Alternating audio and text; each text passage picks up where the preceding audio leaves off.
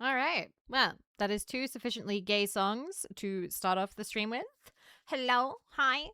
Good evening. Good morning. I was not gonna stream, but then I woke up from my afternoon nap and realized I'm not fucking doing anything. So I want to play Bejeweled. I'm like, well, if I'm playing Bejeweled, I could use some company. So I'll go live and whoever wants to hang out can hang out. So yay. This could have been an alt stream, but I'm well, I'll get into it with you. And congratulations, Kaza, most special person of the stream. You get nothing. Ba, ba, ba, ba, ba, ba, ba. I'm gonna stop Bejeweled like right away because I want to play Bejeweled. That's the hope of the day. I was very surprised as a solo stream. Yeah, I mean, I did very much go like, I have streamed today. I'm good. Took my nap after getting groceries, but then I was like, what else am I doing? I mean, Marco's streaming, and I didn't have any plans. I'm not going out. There's nothing I particularly want to watch alone. So, well, actually, I did think about this. I did think to myself, I was like, maybe I kind of want to do like an impromptu watch along at some point. But then I realized if I do that, there might be some people who would be disappointed that I didn't give enough notice. So, I don't know. What's the smallest amount of notice I can give for a watch along? Like a week? Or like, can I do it like 3 days? Or like what? Thank you, Plentiful. I got this overlay from the same person, Spooky Sony, who did our Switch overlay, which is, where is it? It's this one, if you remember this. Yeah. If they're recorded, it's fine. I do record them now. I do know how to record them now. No FOMO issue. Okay. Okay, good to know. I might do something this weekend then, depending. Depending, we will see. But also, thank you, Chespin, for 63 months. Thank you. Thank you for all this time. And at tier 3, thank you for all the support. I do really appreciate it. Thank you. Thank you. And Gray, thank you for 100 stream streak. Knew you could do it. Holy shit. Thank you. And Scrub It, thank you for 5 months. Thank you. I appreciate it. Thank you. Thank you. Hey, Weishi, how the Centrelink going? I didn't want to go to the gym today, but now I gotta. You should go to the gym. You should do that if it's your gym day. Also, we're continuing our old run. We were doing really good. Maybe it'll fuck up. Who knows? I need to fix the sound though, because it always turns the sound off by the time we redo it. Did I fix the sound the last time? Sorry, I had to change all of. Yeah, it's still on Super Battle Golf. There we go. All right, there's some sound. There we go. This is gonna be the run. We'll see. We'll see. Every day is a new opportunity to try and beat Melkor. How long do I plan to stream today? I've got no real concrete plans, Rexus.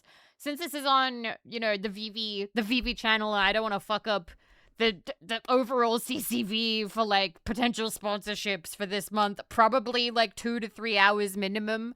Um God, I hate business talk. But yeah, that's probably the idea. Damn it. That could have been way better. Business serious. So serious. Oh god. There was a 5 right there. Ugh. Business. I was more aiming at no plans tomorrow morning. Oh, well, I suppose I could go like super late, but then again, I fixed my sleep schedule. I have told you this. Like, you guys are now aware that I have like normie sleep schedule. So I would like to believe that I won't stay up too late because I've been so good lately. What movie did you want to see? So this is not going to appeal to the majority of you, but we've talked about it. I really want to rewatch Has Been, and I told you, oh fuck, there was a thing there. And I remembered that some of you were like, I will watch it if you do a watch along. At which point I'm like, that could be neat for like the 4 people who would be okay of watching Has Been with the VTuber. So I don't know, because it's been a minute since I've watched it. I think the last time I watched it was a couple months ago.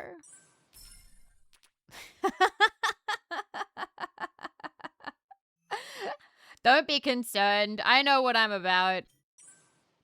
I didn't get a notification for the stream earlier today, and I was asleep. I'm glad that VODs exist. But yeah. Otherwise, I'm just sort of taking it easy.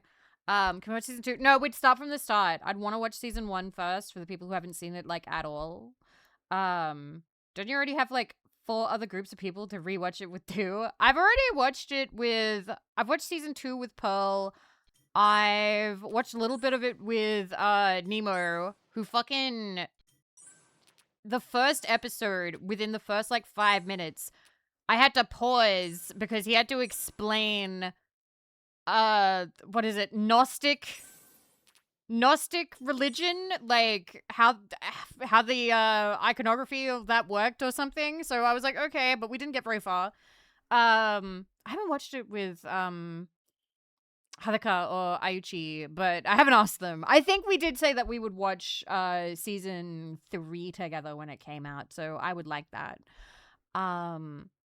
So hello everybody, it's good to see you. Hi.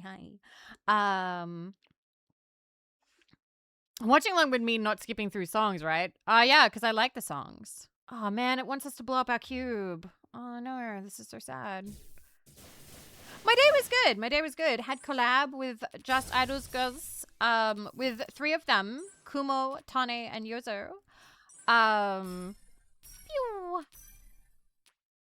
And it was good, and then I got hungry, so I had to end and eat something, and then it was groceries.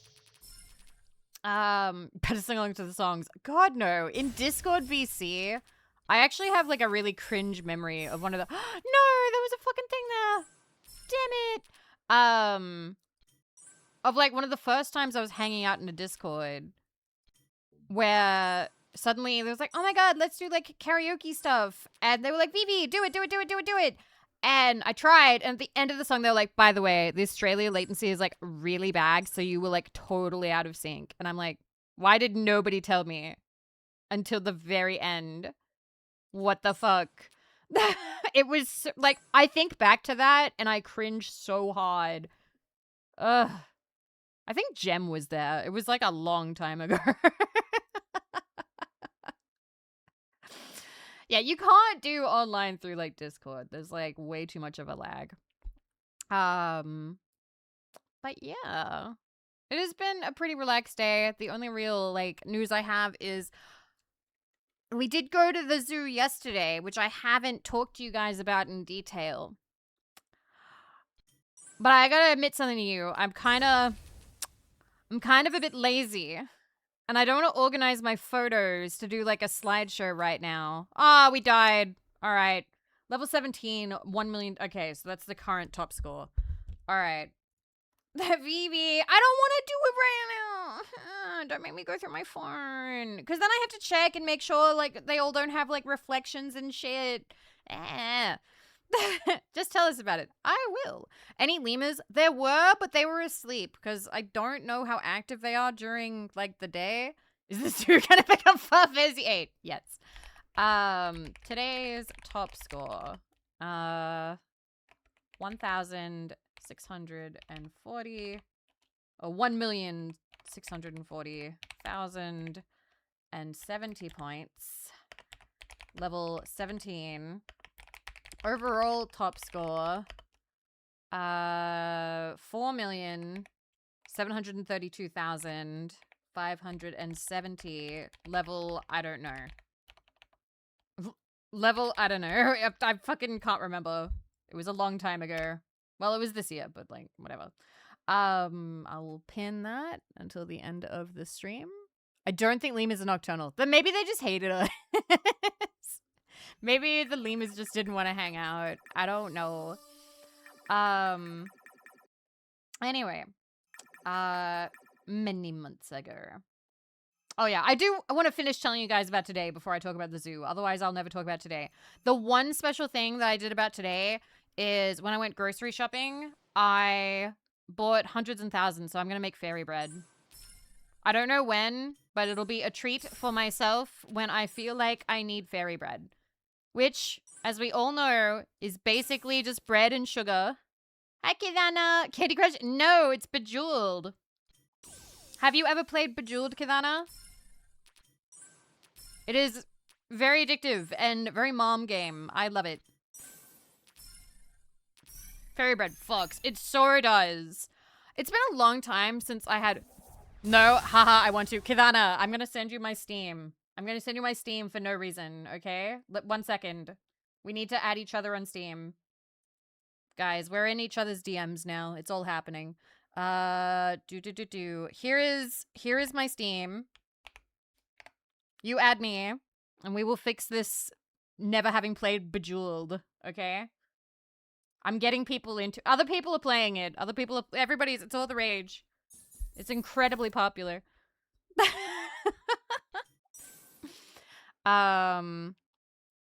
Australians usually shorten every word, like avocado to avo. But then you go and make sprinkles the longest fucking word. What, hundreds and thousands? It's cute. What's the problem? Looks like a game my mom would like. That's how we get you. Yeah, let's go. Friend request. Fuck yes. All right. Accept. All right. Now it's time to be in a... I think I streamed Bejeweled once. Hootie! Which Bejeweled? Which one? Also, hi, Hootie. It's so good to see you. If there is a mod, can we have a shout out for Hootie? Hell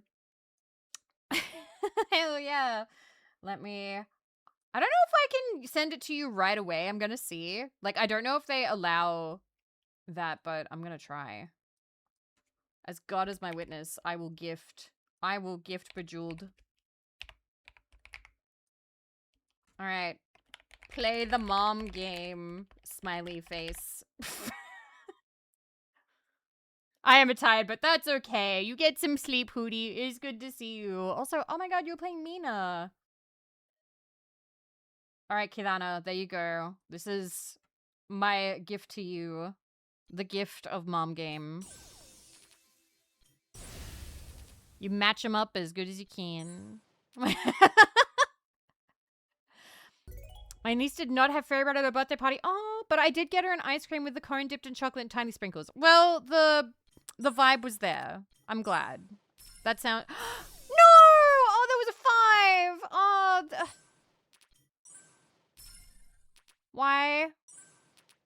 Why would Jesus do this? Ugh. I do it on stream today? Woo! Let's go! Me just slowly being like, hi, VTubers, play Bejeweled. Eventually, people will complain, being like, damn it, Vivi. Making all the VTubers play Bejeweled.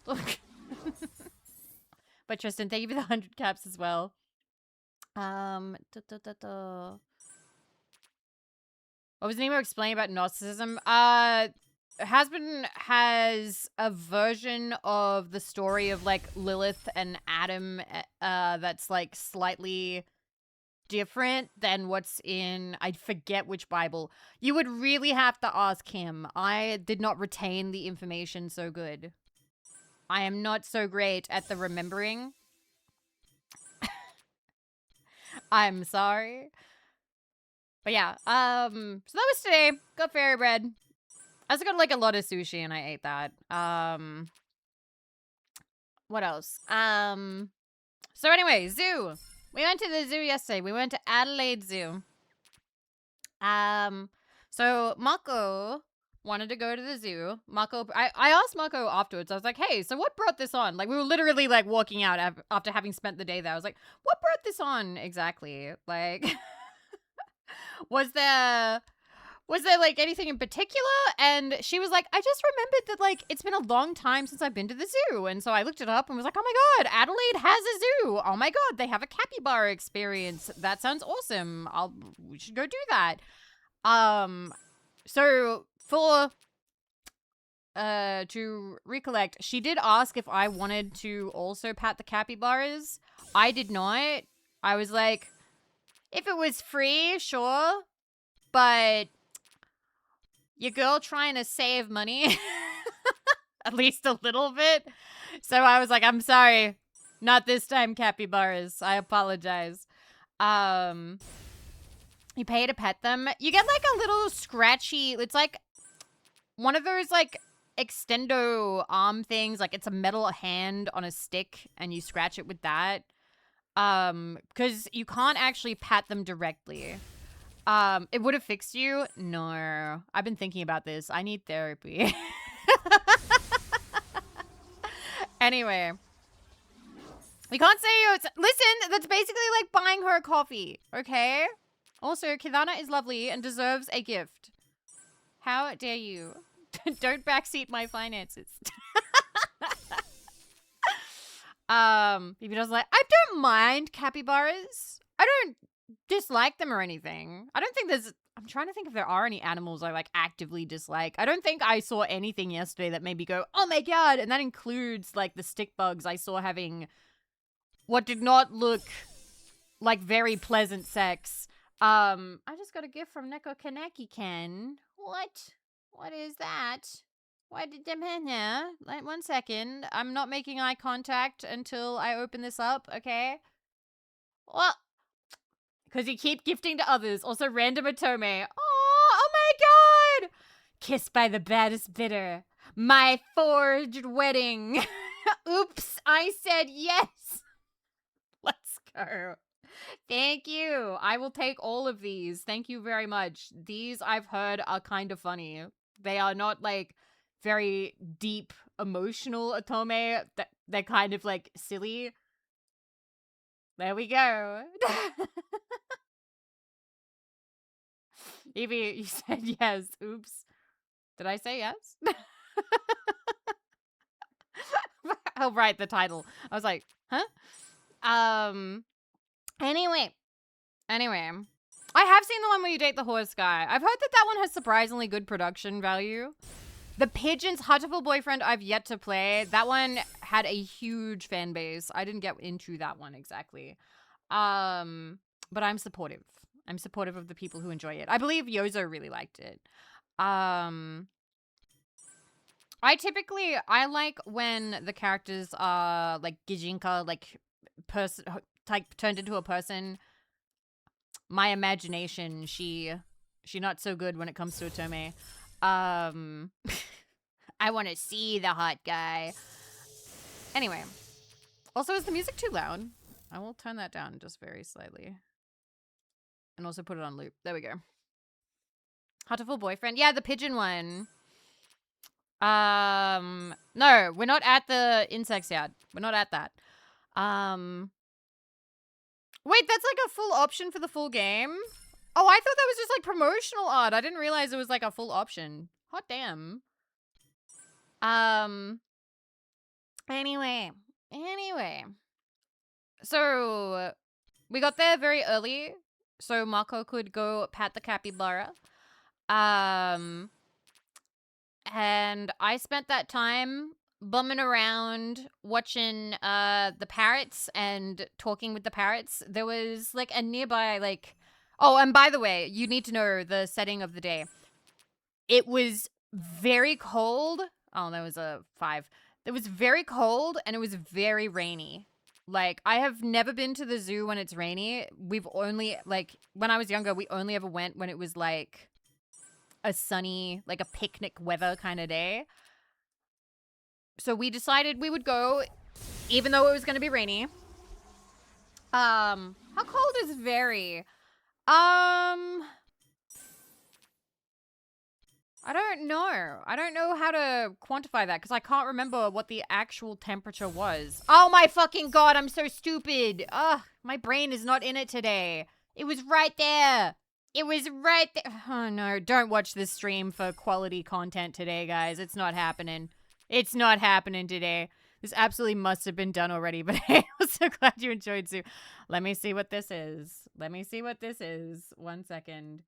You're about to open an external link. What could this be? All right, let me...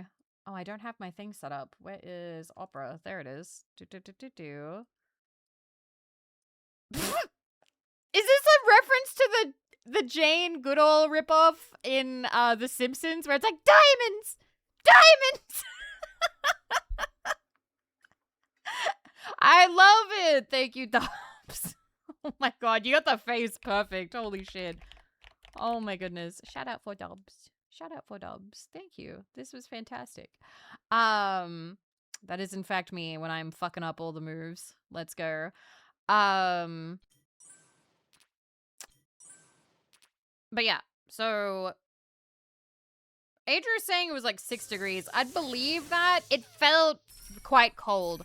At first it was refreshing because lately I've been feeling really warm and I don't know why. Because I don't think I'm sick. I also don't think I'm like perimenopausal or anything. Like, I don't think these are actual hot flushes, but like something's up. I am not feeling like top notch. I don't know what's going on. So had big jacket, and that was when, remember how I was telling you guys that I didn't have an umbrella? That's why. That's why I was telling you guys that I don't own an umbrella, because I was like, shit, we're going out tomorrow, and I don't own a poncho or an umbrella. P.S.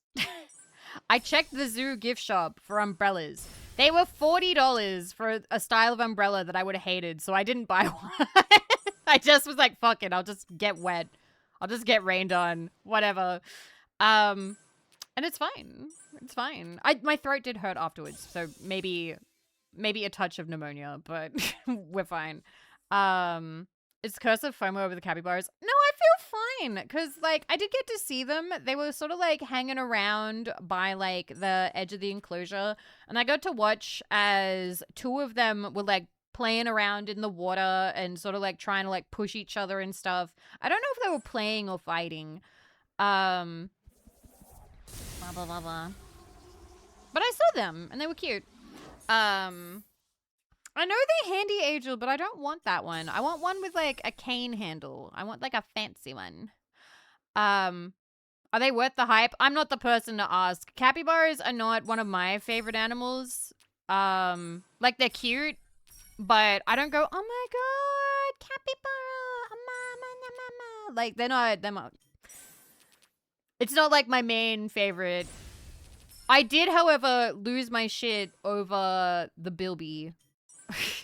The bilby, because we had like a nocturnal house where all the nocturnal animals, what they do is they have they have it so all the lighting is dark during the day, and then they turn up the lights at night so you can see the nocturnal animals. Like, they sleep at night by reversing their sleep schedules that way. The bilby is the Easter bunny. Yeah, bilbies are very, some of you might not know what a bilby is, so I suppose I should show you. And there were like lots of cute little like mice with weird tails. But the bilby was definitely my favorite. So the bilby is, here's one. Let me see. Bilbies explained. Fun facts about bilbies. We'll do bilbies explained. Look how cute they are. Roxy, I'm sorry. Less Australian Geographic and more bilby.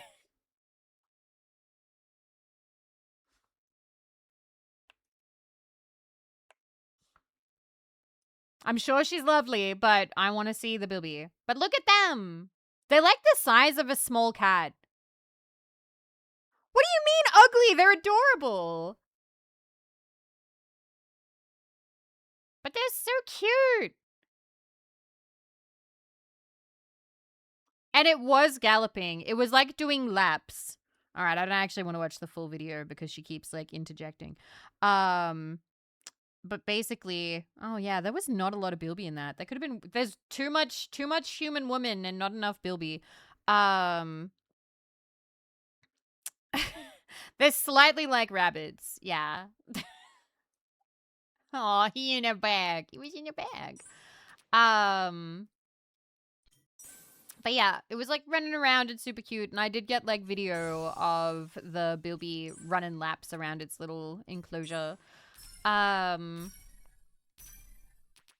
yeah, there was more, like, they had more species than I expected for, like, Adelaide Zoo. Because, like, the big zoos in Australia are typically, like, Taronga Zoo, Dubbo Zoo, And I think there's a zoo in Melbourne, but I never hear about that one. So I don't know how big of a deal that one is.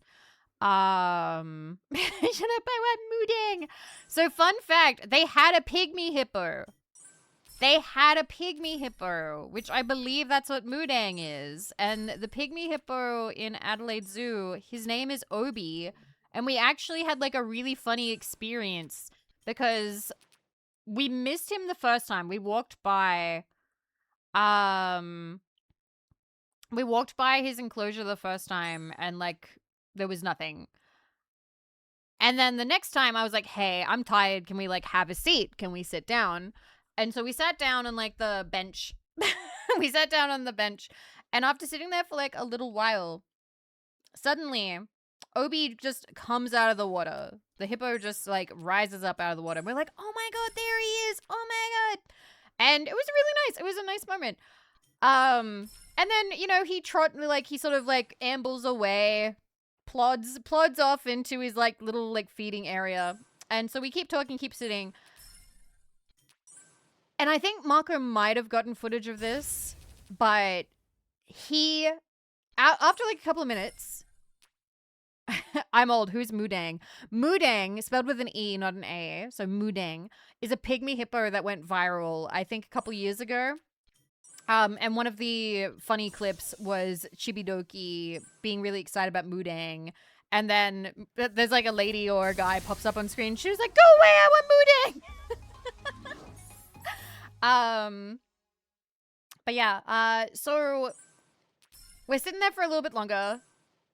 And then he just bursts out of his like feeding area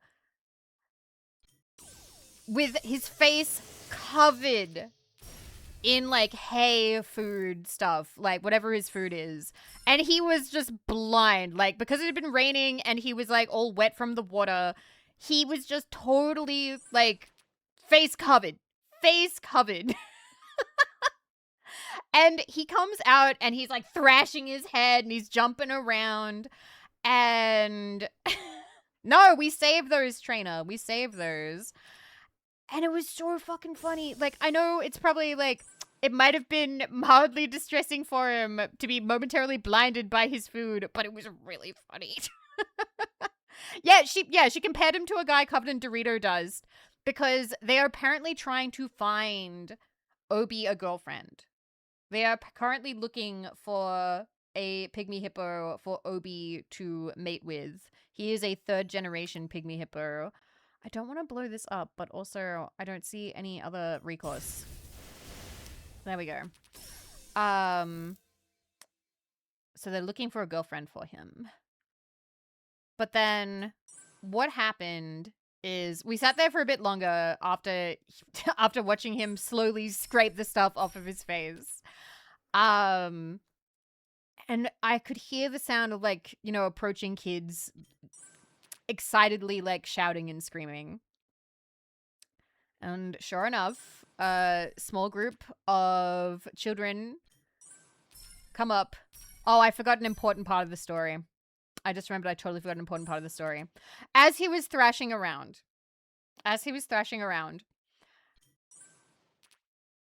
I noticed, as immature people are to notice about animals, that he had a very bright red appendage. Like, it was very noticeable. And I just immediately start, like, laughing, sort of giggling to myself, like, oh no. And I pointed out to Marco, and Marco's like, oh my God, it's, like, right there. And I'm just like, oh my God, Obi, put it away. Obi, please, put it away. Anyway, fast forward. The kids come running up. And there's a woman there, like, you know, keeping them in check and, like, explaining things to them. I'm gonna have to destroy this cube, too. Never mind. Anyway, they come up and they're all excited because, you know, he's out of the water and he's visible and it's a hippo and, like, that's cool when you're a child or any age, really. And we hear one of them go, what's the red thing? And we just are stifling our laughter. Like, we're just like, like not like, and like I look over at the woman and she just sort of like smiles, lip twitches, like, don't worry about it. Don't worry about it. But like the kid's like, what's the red thing? What red thing? I want to see the red thing. What are you talking about? What's the red thing? And Obi, I don't know if this was just coincidence or what, but as soon as the kid started like shouting and screaming outside his enclosure, he immediately makes a straight shot to the water and disappears under the water again. So they can't see anything.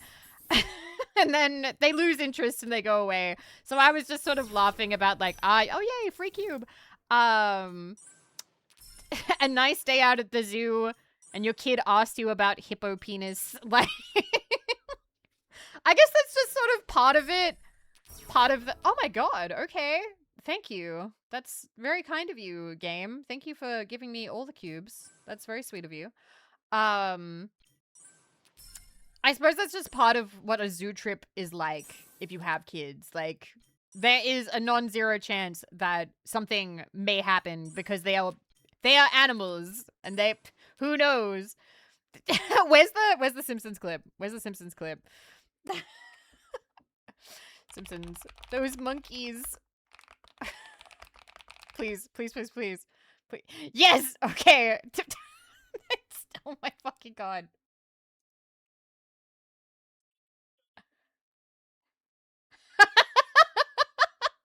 He's like, I think that Bart should learn about sex the same way I did. Are you sure? And then it's a flashback. Zookeeper, zookeeper. Those two monkeys are killing each other. They're having sex. Oh.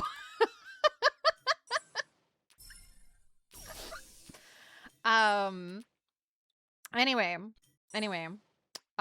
Speaking of, we will then talk about this. When we went to like the little insect house area, which we went in partly because I wanted to see everything in like that the zoo had, and two, because insects are cool when they are not in your ceiling and falling down into your bedroom. And three, to get out of the rain. So I talked about this earlier, but when I walked past the like stick bugs and like mantis, like whatever you call them, I was like, wow, like the females are like really noticeable because like they're quite large and like kind of ornate looking. Like they stand out even though they are technically like, what's the word? Camouflaging. But then I looked a bit closer and I was like, oh, both of the females in view have small males currently on their back holding on super tightly, and they are 100% having bug sex right now. And so I like quietly, because they were children like running around, I quietly waved Marco over and I'm like, the bugs are getting it on. Bottom left, thank you. That is over there. And it didn't look very pleasant. But hey, that's nature. That's just what nature be like. Vivi, the bugs are killing each other. They're having sex, but also, yes, they might be. But yeah, I mean, I don't know. I don't know if those bugs are the kinds where, like, the female then kills the male afterwards. Do you see any cool spiders from other parts of the world? No, I didn't. I think there was a tarantula, but I couldn't see it. It was, like, hiding away. Bug reproduction is pretty brutal. Yeah, from what I've seen and heard, it doesn't sound like it always goes great. And then there is some where, like... Oh, shit, there's another one here. We're like, oh, and there's another one here. What? Oh, I've got all these 5 lineups, but it's not happening. And if I move this one down, it's just gonna fucking destroy that one. Which one do I have any faith in? They did not. They did not have any of the Newcastle big boys. I don't know how many of those people have, like, located to give to zoos yet. But I was already aware of that. We've talked about that on stream. We've talked about the Newcastle Big Boy here before. Um, but no, I've heard for bugs, it's pretty unpleasant. Like, there are some bugs where, like, the female will, like, have the babies and then the baby eats her, or the babies eat her. Newcastle Big Boy. Yeah, it's a funnel web spider, but it's, like, super large. Like, super large. Oh my god. Oh, it's not working out. We did not get any cubes. Damn.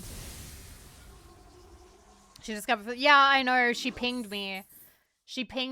And last night I had, like, my post going out, like, emotional crash of, like, oh man, I'm home now. So I wasn't that keen to talk about it. She was like, Vivi, have you seen this? And I'm like, thanks, Marco, I'm good. I've seen it before. I know that Nui is full of impossible, horrific wonders. I'm sorry. We're not talking about spiders. Adrian, one thing that the trip to the zoo taught me is very few people in Australia actually die from, like, spiders or snakes. I understand the fear, but I don't think it's anything to really worry about. Also, hand on shoulder, I will talk about what I want to talk about. And if that's going to be spiders, I will talk about them.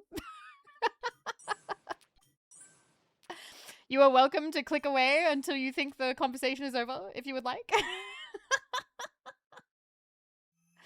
But no, I don't know. There was a really cool sign that I liked that talked about how... Wait, maybe I can bring that up. I'm only going to show you one. This was about snakes, though, rather than spiders. There you are. Copy link. All right. I'm being lazy. I'm not downloading this to my computer. I'm just going to show you. So there was this neat sign that I thought was cool. It says Australia's venomous snakes. Although Australia has many dangerous species of snakes, they are mostly secretive animals and will avoid contact with humans unless they are disturbed. Very few people even see a snake. Fewer encounter a venomous one, and the occurrence of a snake bite is very rare, and death from snake bite these days are practically non-existent. When traveling in the bush, people should be aware of the potential danger and be on the alert. However, the fear that some people have of being bitten by a snake is unreasonable. And I think this is really true, because a lot of people will be like, oh, I'm never going to Australia. It's too scary. Oh my god, snake. Oh my god, spider. Oh my god. Meh, meh, meh, meh, meh, meh. And, like, I don't know, like, it gets to the point where, like, sometimes if people are that much of a baby, you just kind of go like, okay, yeah, don't come here. Like, you're too much of a baby. We don't want you to, you know, hang around if you're that much of a baby about it. But it is kind of a bummer when some people write off coming here because they're like, oh my god, I'm scared. I really liked the comic, though. I thought that the comic was very nicely done. So watch where you step or put your hands and don't try to kill snakes in the bush. Leave them alone. They'll leave you alone, too. So I have only seen one snake in my life, and that was in Tasmania. I can't remember. It would have been either during summer or fall. I can't remember which one, but that was when I was living there. And it was a tiger snake, so it was actually like a venomous one. And I think, yeah, we have to use the cube, damn.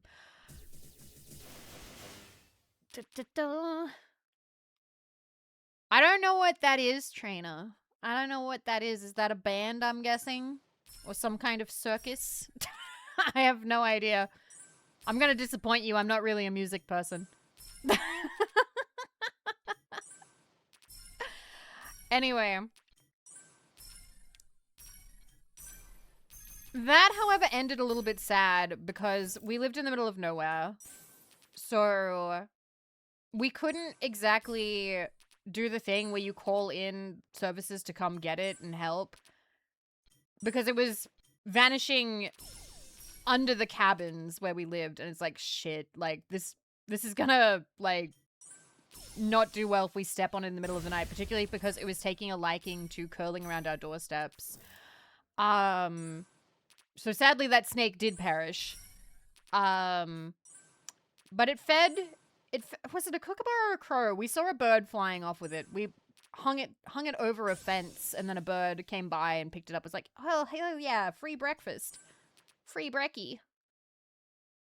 Da, da, da, da. But that's the only time I've seen the snake. We did really want to, like, chase it off down to, like, the river, but it didn't take. It just kept wanting to go under the cabins, and we're like, fuck. Yeah, it didn't go to waste. So happy for that. Pew. Always love telling somebody I'm not much of a music person, because the answer is always like, what? Oh, cube. No! There was a second cube! Oh, you bitch! Oh my god. That would have been so good. Damn it. Oh my god. Whatever. Whatever. It's fine. We keep it going anyway. I like a lot of music, but I don't go to concerts. I don't go to concerts, and to be honest, I don't really go out of my way to listen to new stuff. Eugene, thank you for 6 months. Thank you for half a year. Thank you. Cube. That's for you, Eugen. Thank you. I appreciate your support. Okay.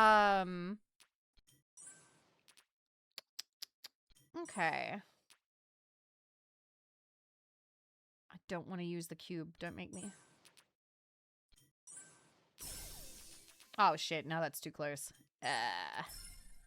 It's fine. We'll survive somehow.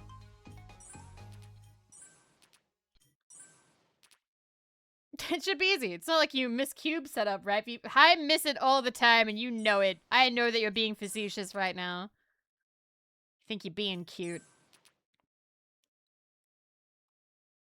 But yeah, there were a lot of, like, cute animals. There was a monkey wearing a shirt, which was... I mean, it's hard not to be happy when there's a monkey wearing a shirt and, like, spinning around in the rain.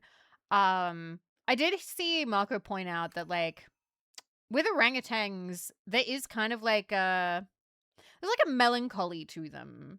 When you look at them, it's like, wow, that's just like a guy. that's a person. What the heck? I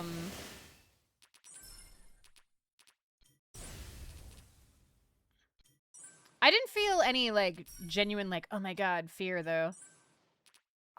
That's a 5 setup. Shit. Also, Capybara, thank you for 100 stream streak. Thank you. Thank you, thank you.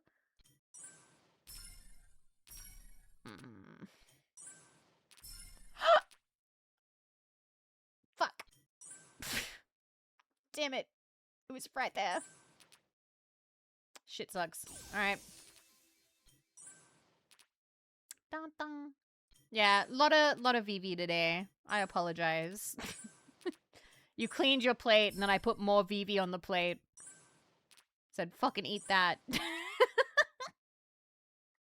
You thought you were done with me for today? Nuh-uh. Nuh-uh. So now you kind of want to see. I like the big ones. So I was happy to see, like, there was a tiger, there were giraffes. The meerkats were really cute. Oh, I thought that was a thing for a second, but it's not. Thank you. Thank you, Emo. Thank you. The enclosure's nice and big. They could have been bigger. They could have been bigger. Okay. Hand on shoulder, trainer. You don't talk fast enough, and also backseating me in Bejeweled is not a vibe. And please stop using all caps and screaming at me. Please. Sorry, thank you. You are talking very loudly in text, and it is making me nervous. I'm sorry.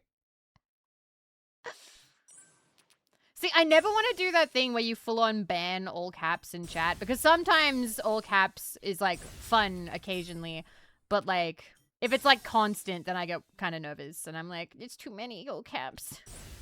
It's too much.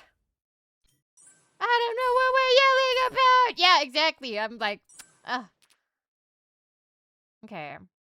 No, Effie, I didn't try again. I will try that another day, not today.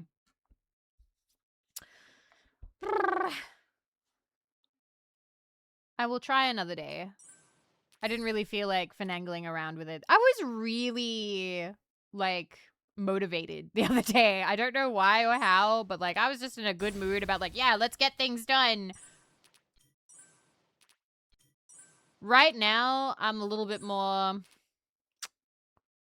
Oh, yeah, I did mention it before. So, I'm gonna be shameless here. The reason why this isn't a alt stream is because I kind of am still in Shill Arc. Shill Arc did not actually end. So, the Vivi gotta stream and get that ad revenue. The Vivi gotta work hard. So that is why it is a Vivi stream. It would have been an alt stream otherwise. Ad time. It'll be ad time in 8 minutes. But yeah, I said that to Yozo earlier. I'm like, gotta get that bag. I've got to pay for things, but also there's like things that aren't important that I want, so I've got to work hard. Why don't multi-stream then? I don't really know how to get that working, and also what Marco has been telling me, it sounds like a fucking nightmare. Like, apparently you've got to like do a lot of moderation stuff on the YouTube side. Sometimes Kumo today, like, YouTube just wouldn't work for a while and was like, this stream cannot be created. And it's like, what the fuck do you mean? Why can't you, what? And there's like a lot of like kids on YouTube that you gotta like constantly ban, and people making like new accounts. So it is quite a lot of work. I do know that technically there could be money in that, and like maybe I'm not min-maxing hard enough by not also streaming on YouTube. But I also don't take Raid Shadow Legends sponsorships, and I could have, okay? They were reaching out to your girl. They wanted me, but I did not want them. So I'm sorry. I do pick and choose a little bit about how I get the back. We're not destitute, guys. We're not destitute. It's okay. We can be a little picky. Leaving money on the table there. I'm sorry. I don't want to play Raid Shadow Legends. I did, however, I don't know if it was a mistake or if somebody, I don't know. But I got an email from Lovins saying, "Hi, Vivi. Thank you so much for your interest in, like, partnership. We think this would go great, blah, blah, blah. Here's other people we've worked with. Here's, like, our, like, package thing that explains, like, how these things work and stuff." And I went, I never reached out to Lovins. For those of you who don't know, Lovins creates, marital aids. Or, I suppose, you know, single people can use them too. Vibrators and toys and things. And I was like, I did not reach out to them. But, like,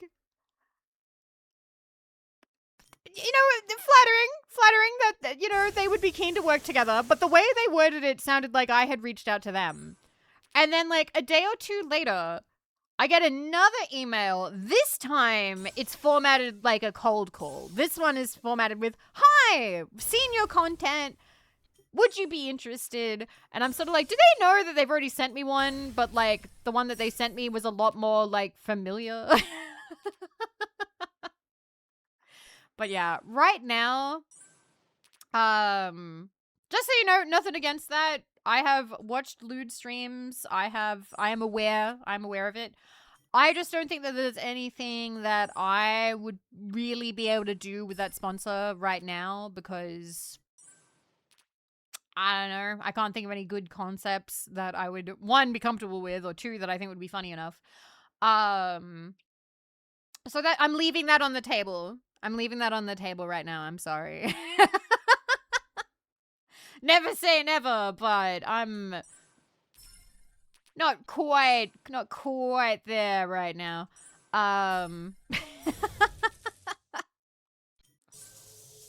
Let's fucking go.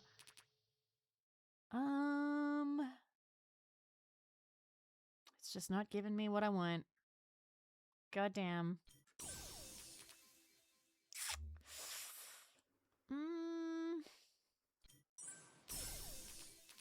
Alrighty. So no don't come challenge stream. The fucking crying emote. Oh my god. You're in a group with 3 people who do. Yes! Yes, of course.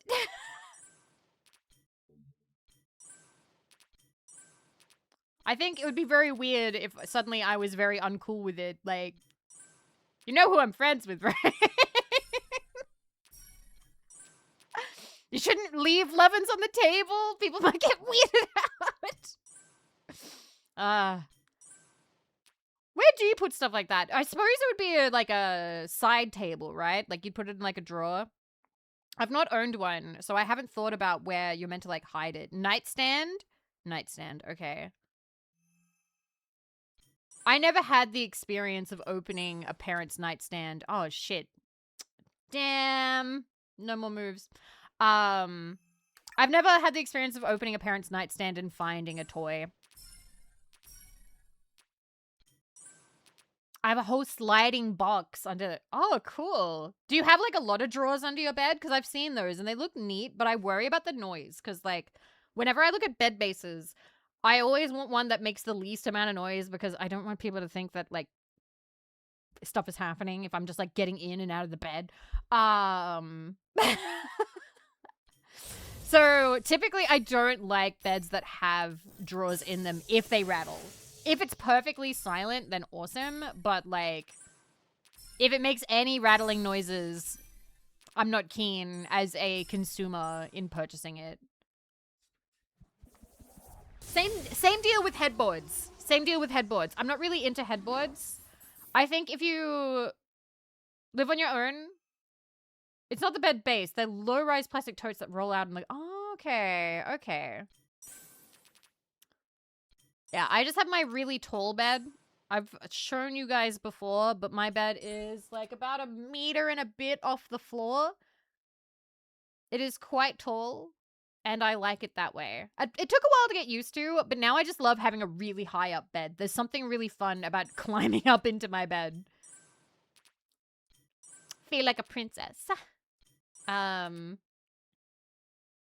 Also, it's almost time for an ad break. That flew by. Pew. Okay. I have a Hollywood frame, which is literally just a metal rectangle. Okay. Is it tall enough that you need a step stool?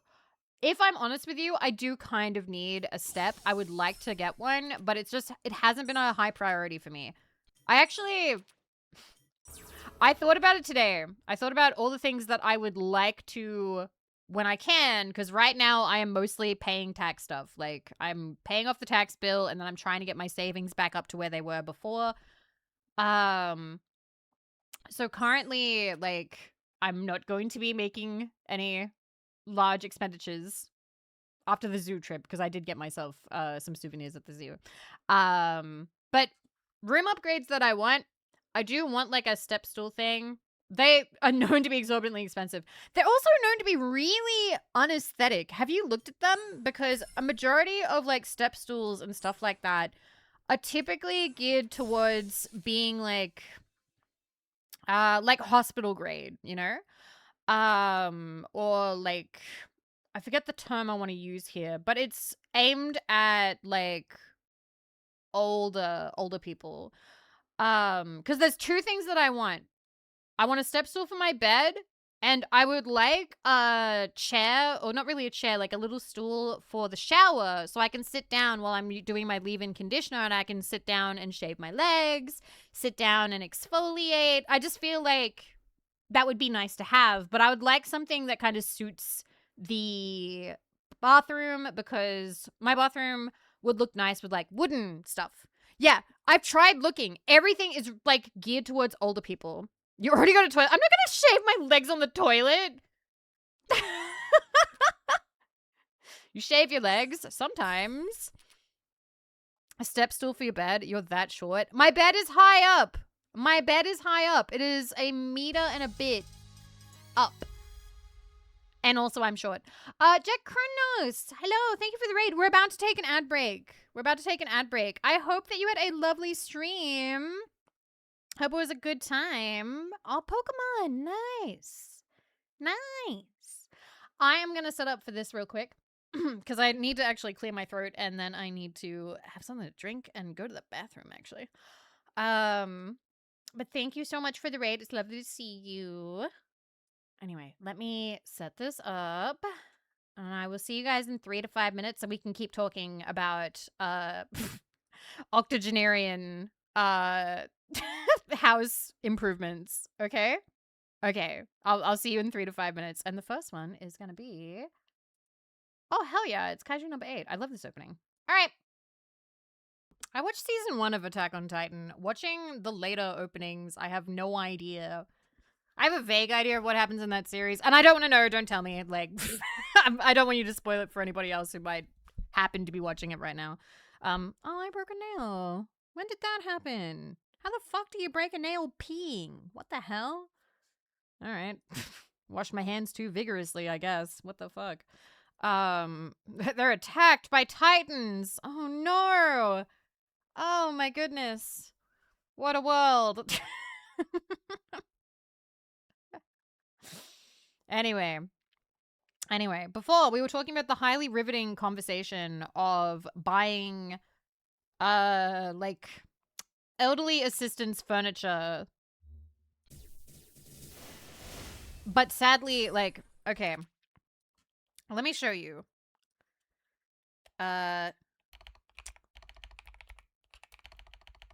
Stool for shower.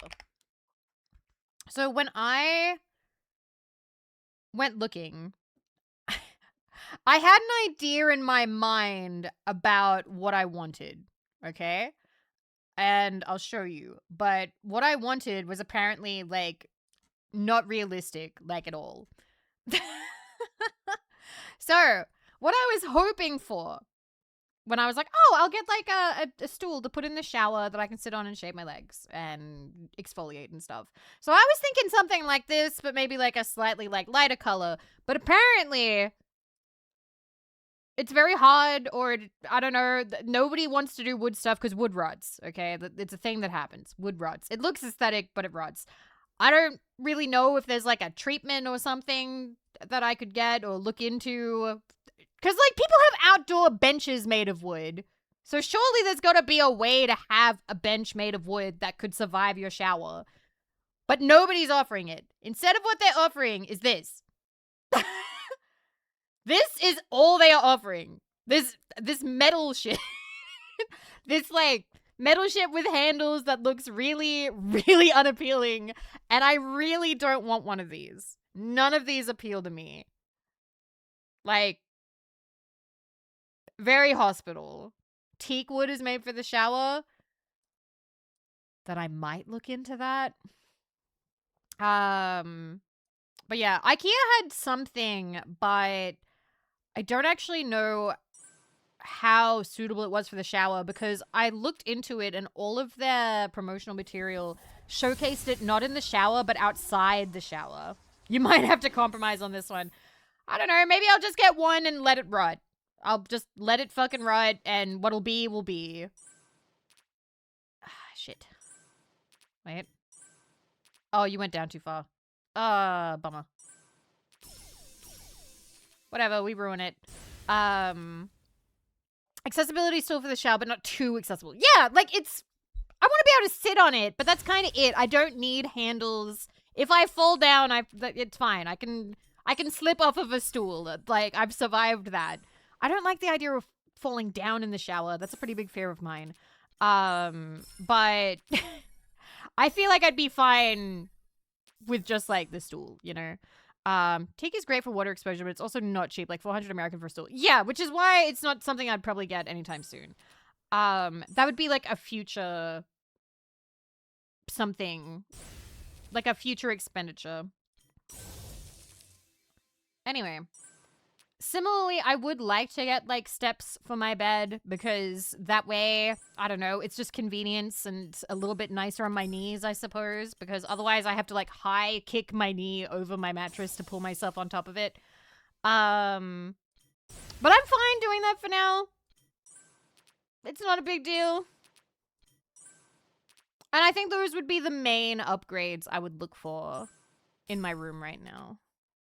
But nothing is really like emergency. Mattress on floor. No, it's high up. I am not putting my mattress on the floor, okay? I've seen 2 centipedes in the last year. I refuse to have my mattress on the floor. Pew! Maybe yeah, it is a little bit like that. Getting into my bed like a mountain horse. Gotta swing my leg up over it. How big is my mattress compared to my body? I suppose you could fit 3 of me in there. Maybe 4? I don't know. Like, it's a queen size bed. Like, it's a queen size mattress. And I'm not an especially big lady. So, I don't know. 3 or 4? How many of you can you fit in your bed? I like having a big bed. It is very comfy. I mostly fill out the space with the Dakimakura now. Pew. 2 comfortably. Barely 1. Aww. Well, now I feel bad because I'm over here like, I could fit so many of myself in my bed. And you're like, bitch. Some of us trying to just fit once in our bed. Oh my goodness. Like when? Okay, wait. What size bed? What size bed have all of you got? Single, double, queen, king? Anybody with a Texas king? If there's anybody here with a Texas king, I would like to gawk at you and be like, oh my god, you are living luxury. Queen, queen, UK double, single, queen, single. I don't know what 180 by 200 is. That sounds like a square, I suppose. Queen. Twin, queen, single, single. I never remember twin. I never remember twin. Queen, double, single, double, queen.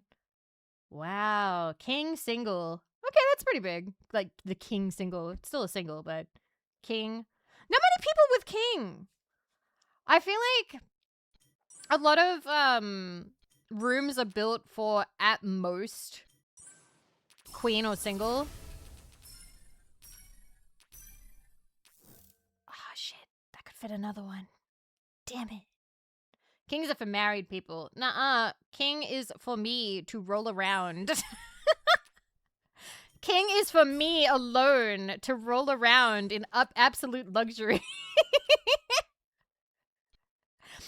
It would feel like being like a tiny kitten or like a small animal in like a huge bed. This game, 40, are you loving it? Tell me you're loving it.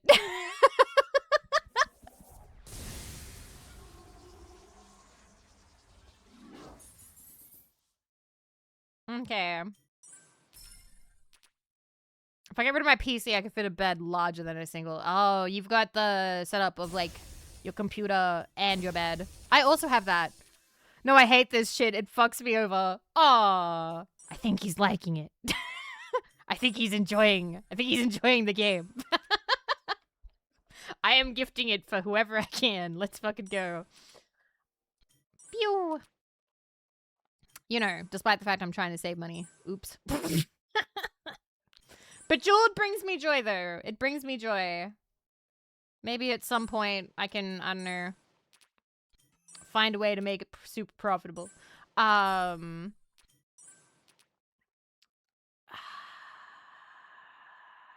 That's not gonna... If that could have fallen down, that would have been great, but there was nothing. There was nothing. Nothing and nobody. Oh my god.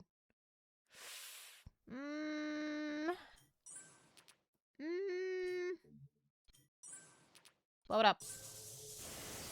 Yeah, Bejeweled is like $5. It's like buying somebody a coffee.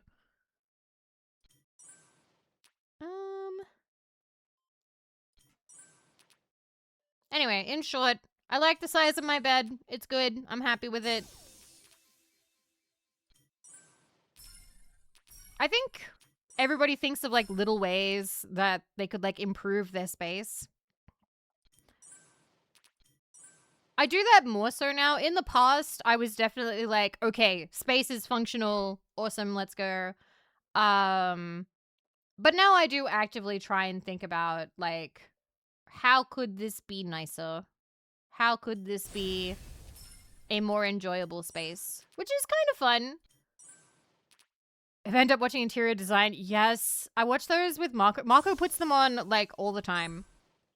But what's funny is we keep watching the ones where people are like, hi, here's how to decorate your spare room that, I don't know, but like using only vinyl stickers. Using only like vinyl decal things. And some of these renovations are pretty bad. Like, because sometimes they're like, hey, I redid my bathroom for -$8. And they use peel and stick tiles, and I get to watch as Mako and Rumi-chan go, oh, that's gonna get mold. Oh no. So, like, I don't know a lot about, like, home improvement stuff, but it is funny sitting and watching it with people who do know a little bit more about it. Today we'll be plastic wrapping my house. How to decorate a room using only flex tape and markers. Like, I understand where they're coming from, because a lot of them are like, hey, doing a thing on a budget, which is cool. You want that kind of, like, accessible stuff.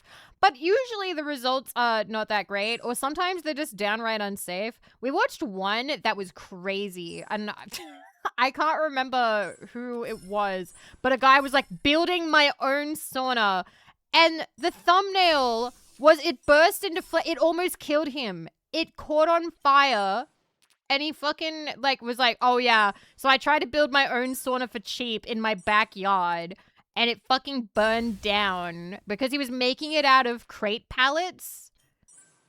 Like, you know, like with the delivery drivers have and stuff. Yeah. And like, he was so confident through the entire video, and then fucking fucking almost dies. And then he's like, yeah, so I can't really recommend it. Yeah, pallets are not construction material. They're not. They are so not.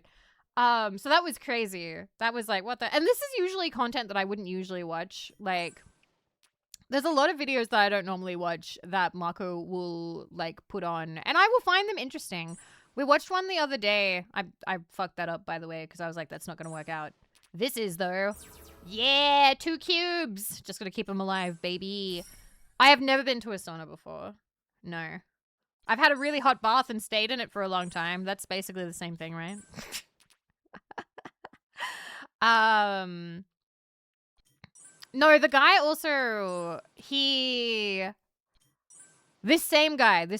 We checked out his, like, other videos, by the way.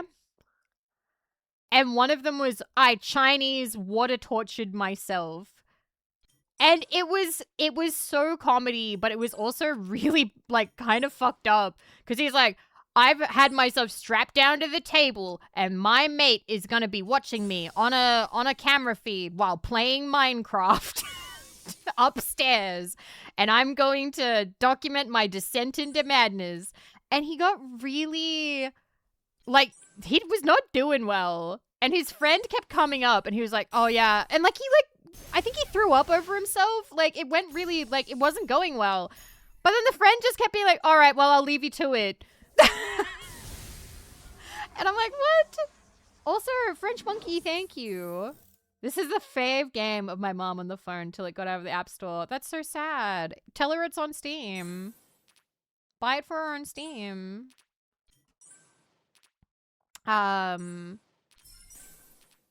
So, like, yeah, it seemed, but the thing that worried about this, like, I feel like such an old, like, fuddy-duddy. Like, I feel like this is not how I would have felt when I was younger. But I watched this guy's channel and I was like, I don't think this is responsible content, because what if like a young teenager or a child watched this? Because like it wasn't like, oh shit, there was a thing. Fuck. Never mind. Whatever. It wasn't like, you know, restricted to like adults or anything. I was like, what if a kid watched this and was like, oh, we could do Chinese water torture? I think I could survive. It doesn't look that bad. Like, I don't know. I became such like... I became so no fun allowed about it. I was like, Mako, I don't know if this content should be allowed. I feel like this is like... Because... I need to sneeze. You're becoming old. I am. Because, like, the video didn't seem to be, like, warning about, like, don't do this. This was really bad. It was more like, oh, wasn't this, like, crazy? But I don't know. Maybe he was in some way trying to warn people not to. Maybe I didn't pick up on it. I don't fucking know. What did you do over the summer break? For the Geneva Convention? You know. I feel like if somebody told me that, I'd just assume that they made art with the cross thing, like the medicine cross that you're not meant to use in like art pieces in video games and stuff. Oh god. Oh, thank god. Okay, that's one. Yeah, a lot of people get hit by that one, because that's technically breaking the Geneva Convention. So a lot of people do that by accident. A satisfying series of videos by some Swedish guy who built a log cabin in the woods with hand tools over 2 years. He also built a sauna and it didn't burn down. Ooh, wow. What a legend. Tommy, thank you for the 100 caps. Thank you. I don't mind watching like house building content. It's very cozy and it kind of makes me like want to fall asleep when I watch it, but like not in a bad way. Like it doesn't like bore me and I'm like, ugh, yawn. It's more like, yay, comfy. Wow, everything fallen. One of the ones that I really liked is a guy fixing up an Australian house that reminded me of my childhood home, because it's very dilapidated and old. I need to see if I can find that again, because I did really like that one. Mythbusters did it. Yeah, like, I'm pretty sure that, like, enough people have done it that we know that it's not good for you mentally. Like, it's called torture for a reason. It's, not a good time. I don't know. Some people don't believe things.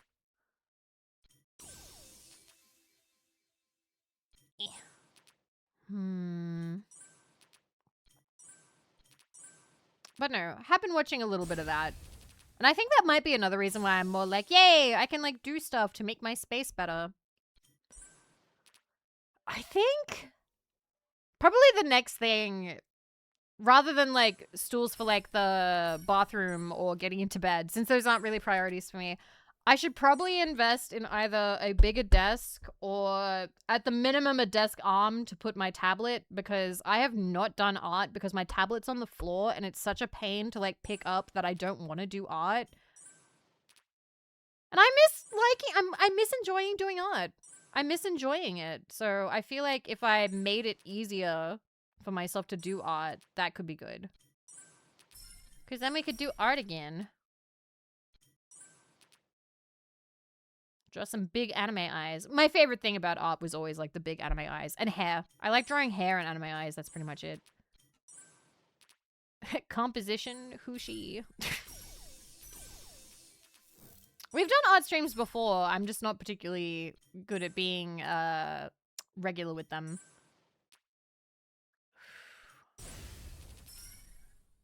Phew. Wow. That went heavy. I do, but I haven't done art in a long time. Emo! Emo! Thank you. Thank you. Thank you very much for the 5 gifted. Thank you. Thank you very much. That's very kind of you. Thank you. Thank you for the support in these trying times.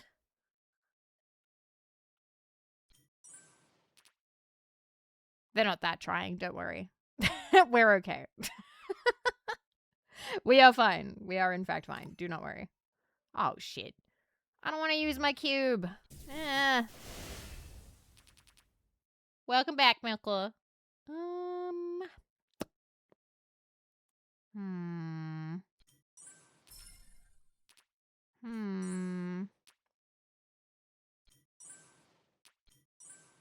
We keep things moving. Keep things moving. Damn, I was hoping to do something with that.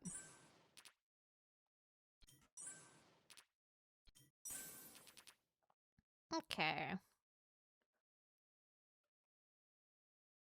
But no, the last video I watched was right before... Have fun playing! Have fun playing. The last video I watched before stream was... Because sometimes I just, like, scroll. I was watching one about, like, most popular TV shows from 1980-something to 2019, I think it was. And I was surprised by how many of the shows I have not watched. Or really known people who watched. Fuck it, I kind of want to show you now. I thought about showing it. It goes for like 8 minutes, but like, what else are we doing? What else are we doing? Scroll. Most popular TV series from 1986 to 2019.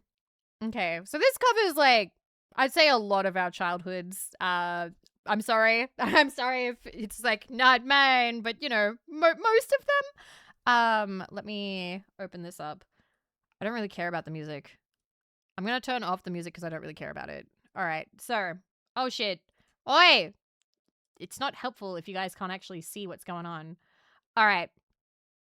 So it starts in, I'll make it smaller, 1986. Starts in 1986. And you got Cosby Show at the top, then Family Ties, Cheers, Murder, She Wrote, Golden Girls, Night Court, Growing Pains, Who's the Boss, Dallas, and Newhart. I've heard of most of these. My family didn't watch any of these. Then you got Matlock. Matlock comes up. By the way, when the show ends, it's going by, like, viewers. So when the show ends, it will just, like, dip off. It's not showing reruns. It's, like, as it's airing. Yeah, Cosby Show was huge. Cosby Show was huge. People loved it. I'm surprised at how far Roseanne goes. Because I remember Roseanne, like, being around, but, like, I didn't watch it. Unsolved Mysteries, Wonder Years, Who's the Boss, Empty Nest. And then Cheers is at the top. Cheers unseats Cosby Show, and so does Roseanne. I believe Full House does show up. Murphy Brown. There's Coach. There's Full House. There's Full House. Full House just entered the race. And then Full House jumps up. Okay. And they're still just kind of shuffling around. I don't remember when everything ends. Your mom used to watch Murphy Brown. Home Improvement. Home Improvement goes way higher up. Look at it go. Does it unseat Roseanne or not? Prince of Bel-Air. There's Prince of Bel-Air. Right at the bottom there. And then there's Seinfeld. And Seinfeld rockets up. Rockets up to the top. It does pretty good. Okay, Home Improvement is number 1. There's Wings. Wings, I believe, got cancelled, I think. Grace Under Fire. There's Frasier. Cheers is done, so here's Frasier, and Frasier's doing well. Then there's NYPD Blue. It's going. And now Seinfeld's at the top. Full House just disappeared. ER. ER is huge. ER gets to the top, overtakes Seinfeld. There's Mad About You. And there's Friends. Friends is now in the running as well. Friends is like doing really well, which is kind of crazy. Coach is back. Your mom loved ER. I didn't know anybody who liked ER. But like, it was apparently super popular. Super, super popular. Okay, Roseanne's done. Law and Order. Watch Law and Order. There's The Simpsons. This is the only time you'll see The Simpsons. And then it disappears. There you go. Simpsons is done. The animation craze did not last very long in competition with everything else. There's The X-Files and Spin City. The George Clooney era of ER. Yep. Law and Order, X-Files. So you've got all these like grittier shows now rather than like the sitcoms. There's Everybody Loves Raymond. Everybody Loves Raymond does pretty well. ER overtakes Seinfeld and Seinfeld goes off the air. It's, you know, done. It's finished now. So Seinfeld's gone. So Friends and ER are at the top. Jag is now popular. Home Improvement, I think, stops airing. Then there's Judging Amy. The Sopranos is there. West Wing. The hell is Jag? Jag, I believe, was another cop show, I think. Everybody Loves Raymond does pretty well for a while. Then there's CSI. CSI also rockets straight up. Military, okay. People love that. People love that. You should comment racist. I'm not going that fast. And then CSI unseats Friends. Friends, I believe, starts... Oh, there's Frasier again. Frasier and Friends are, like, ending around this time, I think, in, like, the next 2 years. Without a Trace. Without a Trace, I believe, was about kidnapping. I think it was. I can't remember. Then there's Frasier that's got... Then there's 2.5 Men, and 2.5 Men shoots up. People like it. Do you think My Little Pony is on this? It's not, Snuffy. It's not. Simpsons was only on there for like half a second. Desperate Housewives did crazy good. I remember when I was a kid, I wanted to watch Desperate Housewives, and I wasn't allowed to. It also was not really available. And then there's Lost. Lost also does really well. There's House MD. Hi, Snuffy. Oh, shit. And then you see all this shuffling around. There's so much shuffling around happening now. There's so much going on. Cold Case. When does Sopranos end? House is doing pretty well for itself. Also, Grey's Anatomy. We've completely ignored that Grey's Anatomy has, like, jumped into the race and is doing great. Lost was huge, by the way. People would have, like, watch parties for Lost. People loved it. And then there's Heroes. I remember Heroes. I was in high school when Heroes was popular. And there were, like, lots of ads for it. Same for Prison Break. Oh, I remember Prison Break. I didn't watch it, though. Criminal Minds. All right. I don't know how many of these ended well. How many of these people are like, yeah, this ended good. There's Dexter, and then The Mentalist. Look at The Mentalist fly up. People loved The Mentalist. Oh, he was so beautiful. He was so beautiful and good at reading people. And then there's Big Bang Theory. You guys are gonna hate this, but Big Bang Theory fucking flies up there and stays up there. And then The Good Wife also does pretty well. I think Dexter had a bad ending, didn't it? People were mad. Then there's Castle. NCIS is just flying, by the way. People love NCIS. There's Breaking Bad. Look, guys, Breaking Bad and Blue Bloods and Walking Dead. Blue Bloods is dead. Blue Bloods went away. And Game of Thrones rockets to the top. Modern Family just dipping in and out, just poking its head in, but it can't compete. Blue Bloods is back now. And then Game of Thrones overtakes, unseats NCIS. But they're kind of neck and neck. I feel like a lot of older people are very loyal to watching NCIS. Like, it's part of their day. Ooh, 2.5 Men might be ending. Oh, and then there's Modern Family. And Walking Dead's going up. House of Cards! I always forget about House of Cards, because that was really big. That was Kevin Spacey, yeah? That's where the dun-dun noise comes from, because he taps his ring against the desk. And that's what the Netflix dun-dun is. And there's Hawaii Five-0. Lots of cop shows. Lots of cop shows. Madam Secretary, political shows, cop shows. Yeah, Game of Thrones was an era. People really, really, really stuck with Game of Thrones. I like seeing the ones fight at the bottom for the scraps. But technically, it's not really scraps. These were, like, hugely successful. Orange is the New Black. I think I watched half a season of that and kind of enjoyed it. Stranger Things pops up and then it goes away. Then there's This Is Us. I've never heard or seen of This Is Us, if I'm honest with you. I don't know anything about This Is Us. I don't know. Apparently it was really big. Never heard of it. Young Sheldon, you're gonna hate this too. Young Sheldon does amazing. Rockets up there. Big Bang Theory is still going. Look at it go. And then Big Bang Theory unseats Game of Thrones. Game of Thrones ends and people are not happy.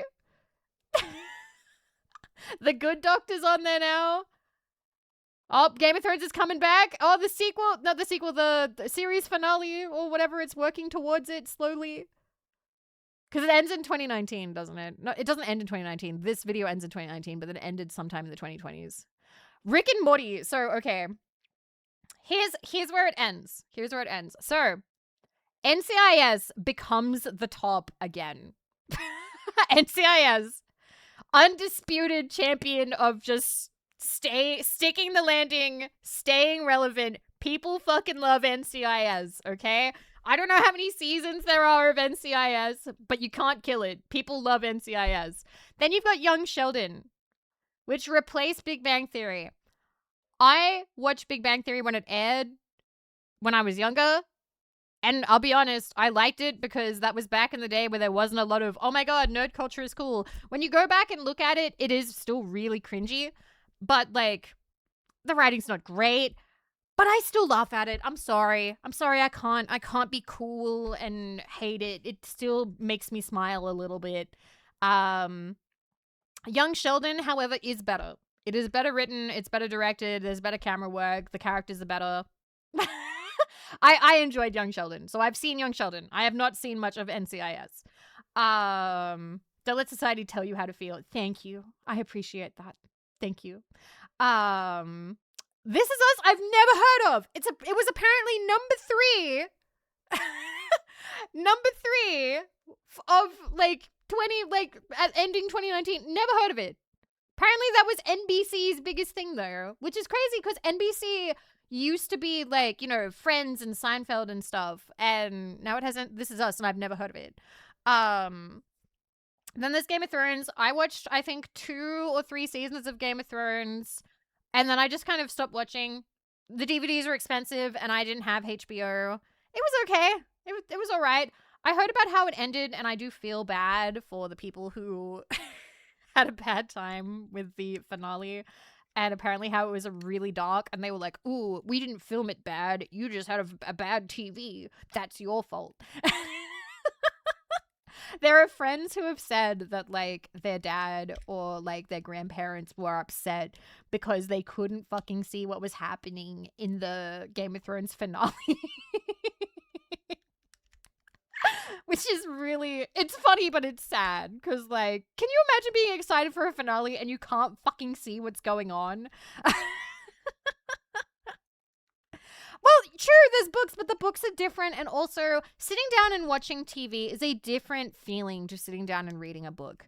I love books, but I also think that there is a different pleasurable enjoyment to television that I don't think is inherently, like, better or worse than reading books. A lot of people will say reading a book is, like, better because I think it does more for your brain or something. But, like, I don't know if watching TV makes you happy. Sometimes it's nice to sit around with friends or family, or to watch a thing and then rush off and tell your friends or family that you watched a thing and you enjoyed it. Imagine doing a watch party and nobody could tell what was going on. That would have been awful. That would have been awful. Just like trying to fuck up the contrast so you can see something, a scrap of anything. Yeah, true. Has he given an update on when the next book will come out? I will be honest, I sympathize and relate to George R.R. Martin and the fact that he's like, I'm doing all these books. When's the next one? I don't know. I don't know. I'm sorry, but it's not done yet. I am sorry, because I have been there. But yeah, Modern Family, I actually bought a lot of the DVDs for. I think I watched maybe 2 or 3 seasons.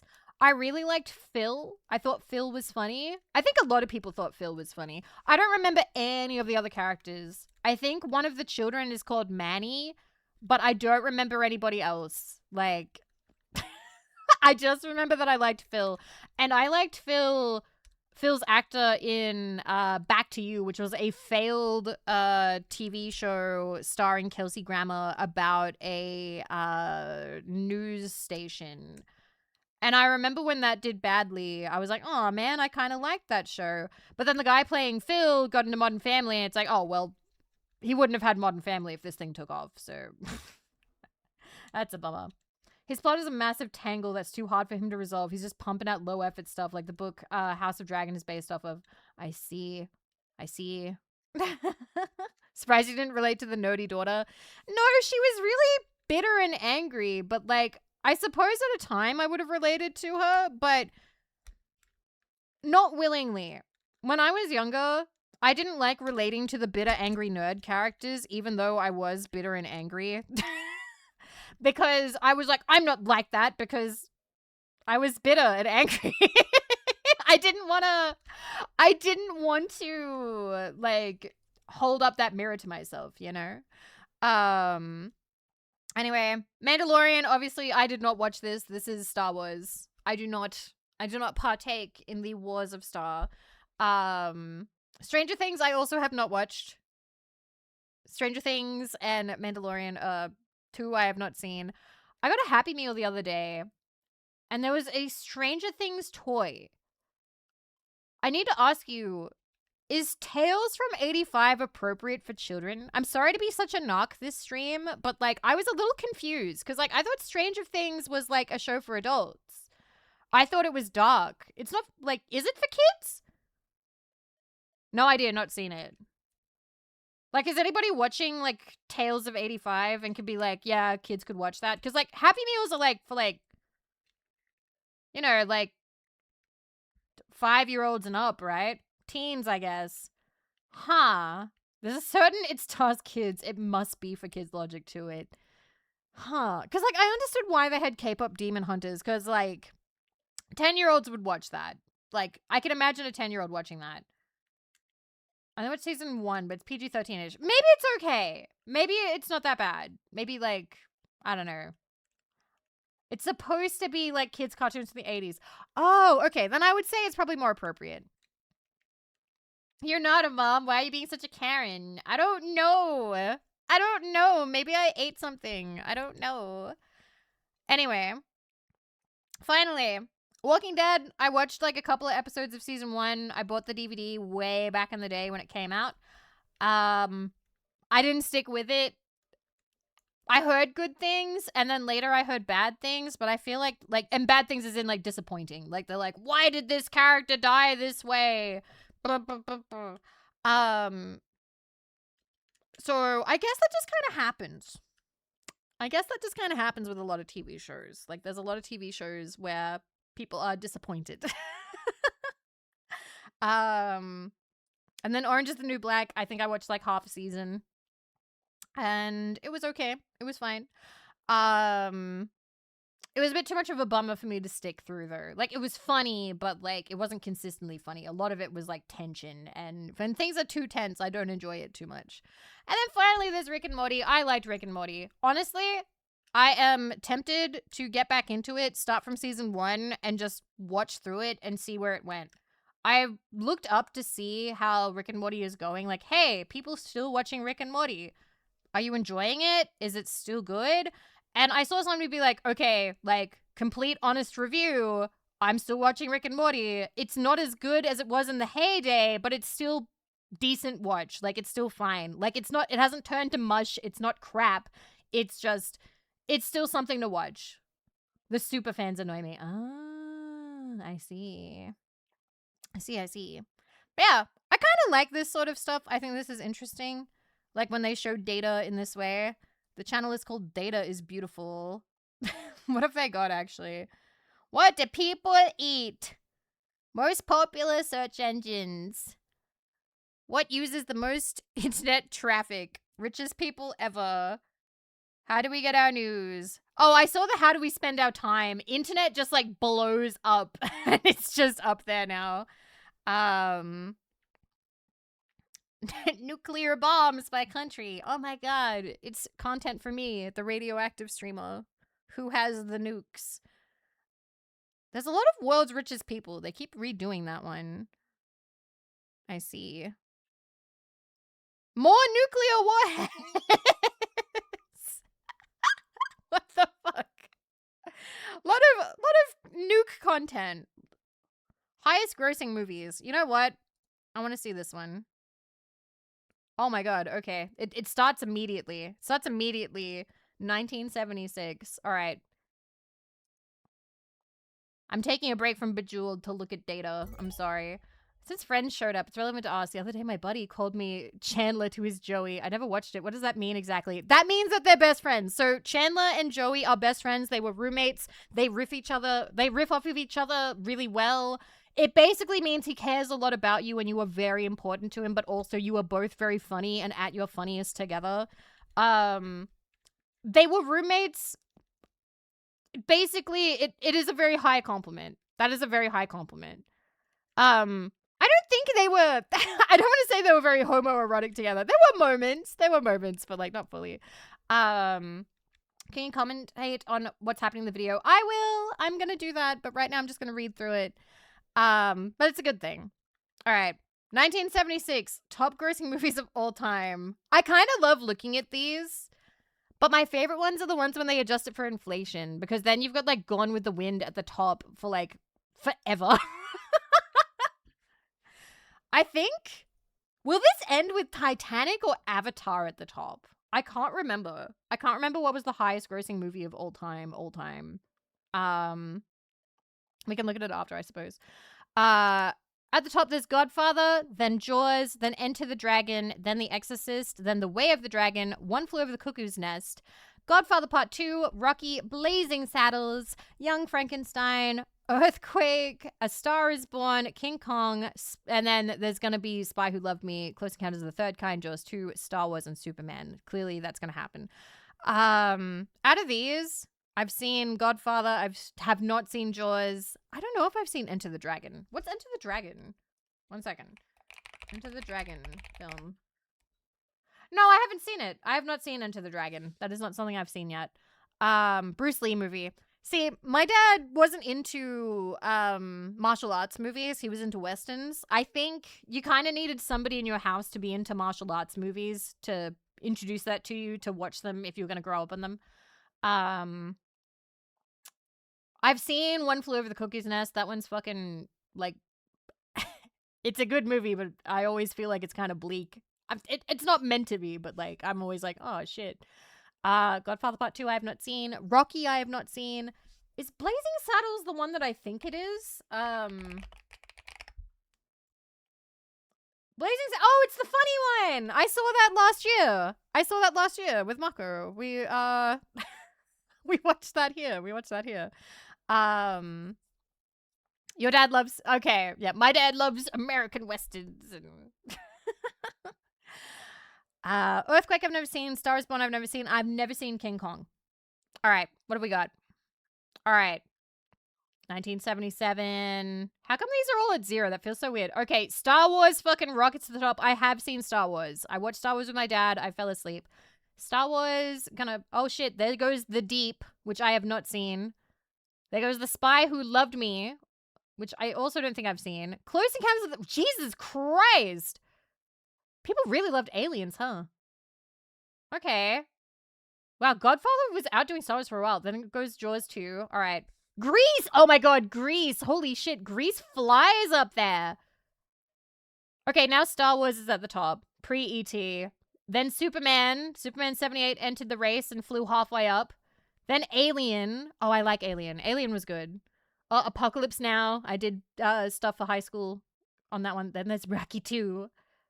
Rocky 2 is doing all right. The Amityville Horror. Never seen it. Never seen it. Kramer vs. Kramer. I have heard about that one. That's about like the divorce and the custody thing, yeah? Star Wars 5. Empire Strikes Back. Okay, Star Wars still at the top. Indiana Jones flying up there. Already like number 6. And then there's E.T. There's E.T. Oh my god! Fuck! Oh my god, E.T. People fucking loved E.T. Boom! It overtook Star Wars by a lot. I wasn't expecting that. Tootsie? Tootsie made it? Really? Tootsie? You never hear anybody talk about Tootsie. How did Tootsie make it onto this list? What? Actually, I'm also surprised Kramer vs. Kramer made it on there. Then there's another Indiana Jones. Ghostbusters! Oh my god, come on, Ghostbusters. Come on, Ghostbusters. Come on. Come on, Ghostbusters, you can do it. Oh, look, there's Gremlins. Oh, Gremlins. I think Gremlins didn't do that amazingly. And then there's Rambo. Look at Rambo go. Oh, Back to the Future. Look at it go. Oh. Damn, E.T. is just flying. What the fuck? Oh, there's Top Gun. Top Gun has entered the race at the very bottom. Okay.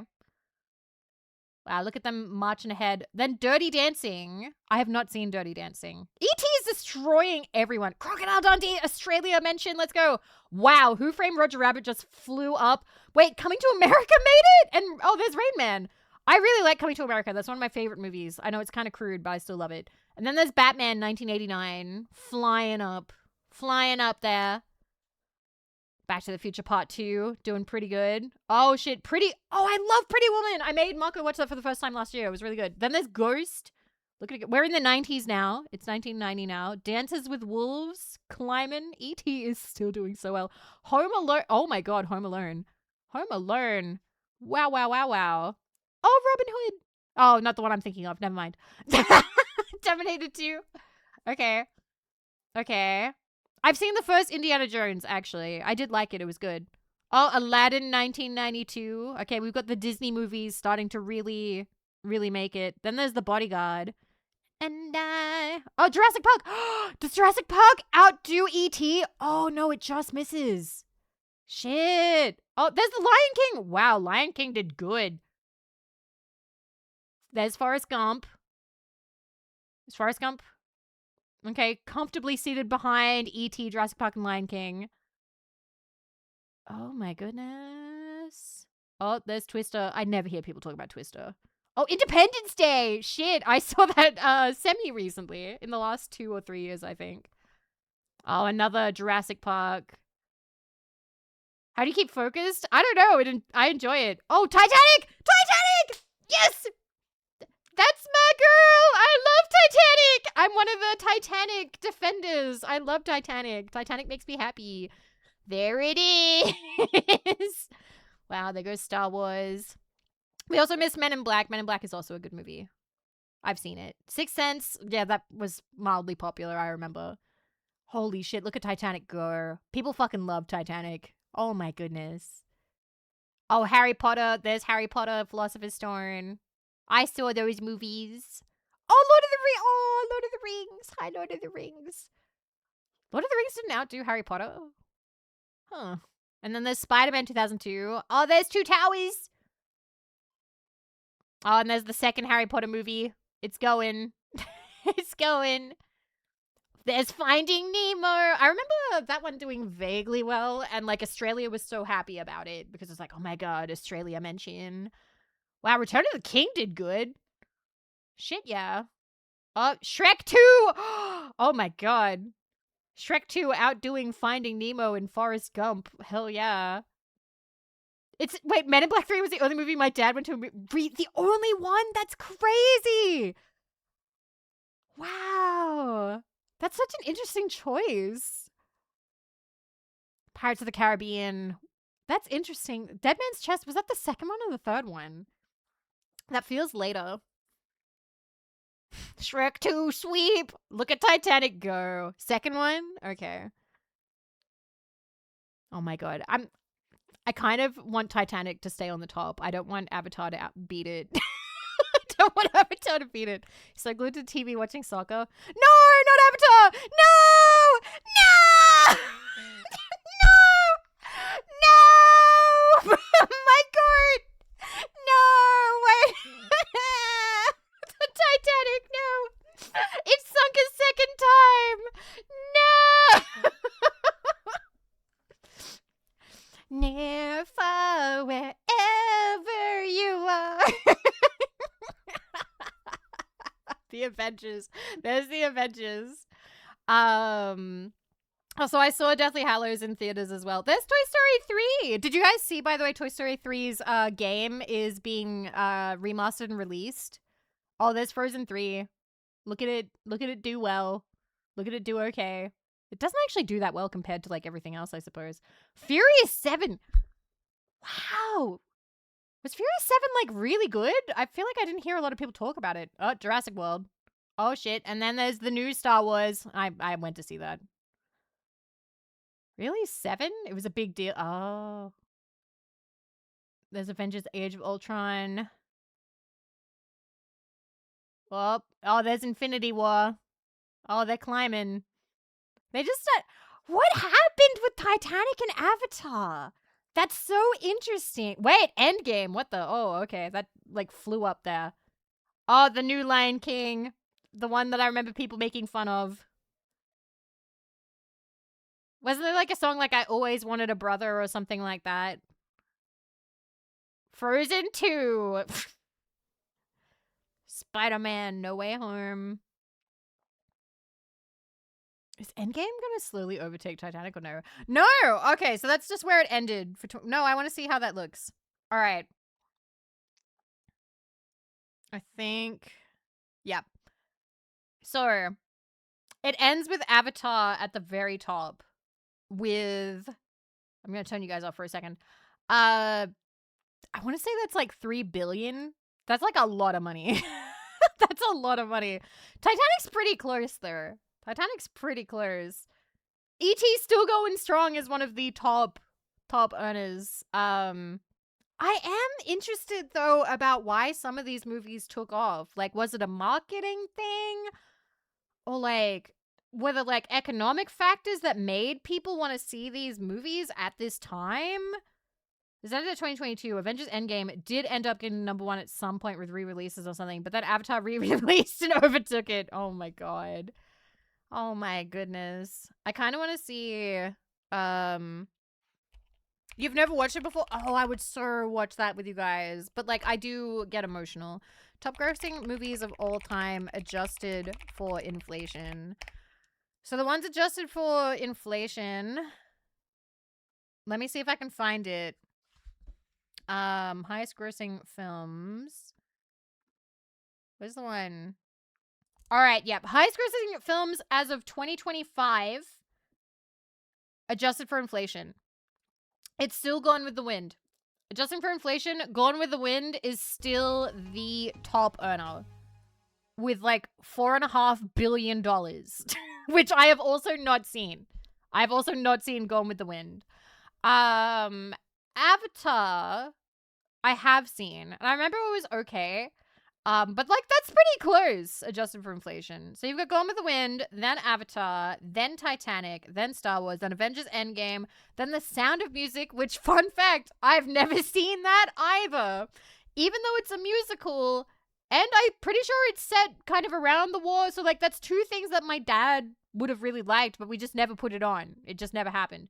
Then there's E.T., then I just smacked my hand over my mouth. Holy shit. Do you guys know what the 10 Commandments is?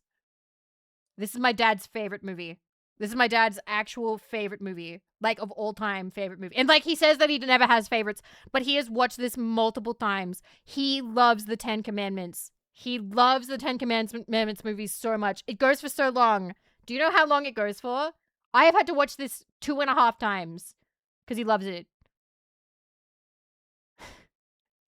It goes for 220 minutes without the overture, intermission, entr'acte, and exit music. 220 minutes. It is a slog. It is a long-ass fucking movie. But my dad loves it. He loves the acting. He loves how they talk. He loves the music and the camera work and everything. It is huge. It is, oh my god. So it's got Charlton Heston and Yul Brynner. Those are like the main ones that I can remember. Dr. Zhivago is longer. Dr. Zhivago, I think I actually fell asleep in because like my dad put it on when I was like a teen or something, like an early like 13 or something, and I just sort of cuddled up on the floor in like a blanket and and was like, yay, movie night with dad, and then I fell asleep. I vaguely remember it snowing. In like a scene and them going into like a really like frozen house, and that's all I really remember. But yeah, it is fun looking at data sometimes. Anyway, it's time for another ad break. It has been another hour. I will see you guys in 3 to 5 minutes. Thank you for that. I will see you soon. Okay. I love coming back to the TQ opening because it only goes for 30 seconds. So I'm like, oh, cool. This is a short one to wait out. Let's fucking go. Anyway, thank you for being patient. I appreciate it. Thank you for sitting through anime stimmy time, as always. Yay. All right, we're going back to Bejeweled. We're done watching videos for now. We're done reacting, at least for the minute, until I can think of something else I want to show you guys. But that was the thing that I was watching before I started stream. Back to Cube. Back to sweet, sweet, beautiful Cube.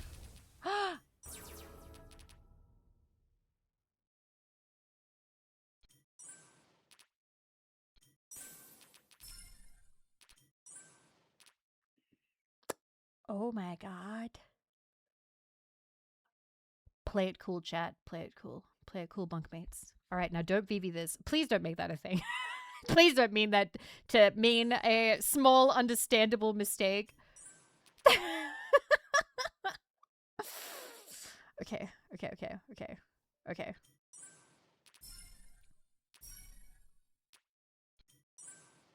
I need to make sure that I don't make any, like, big explodey things nearby.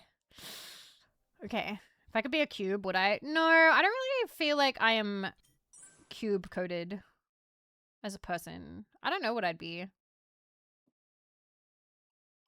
I always felt more circle than anything. Or maybe oval. I feel more round and squishy than anything else. Oh my goodness. Okay. I'm like trying not to scare it away.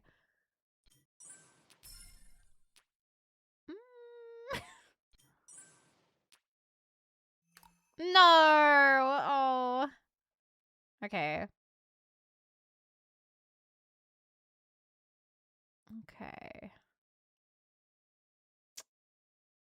Would I rather be a GameCube or a Virtual Boy? GameCube, because I at least played one of them. I don't think I ever played a Virtual Boy. That's a shame that that didn't work out. Damn.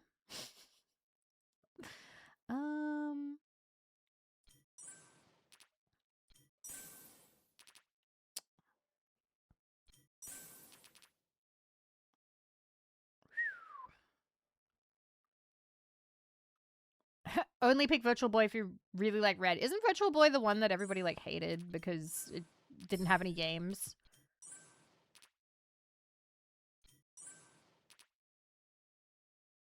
A GBA or 3DS? I mean, I really liked the Game Boy Advance. And Game Boy Advance, I always picture as purple.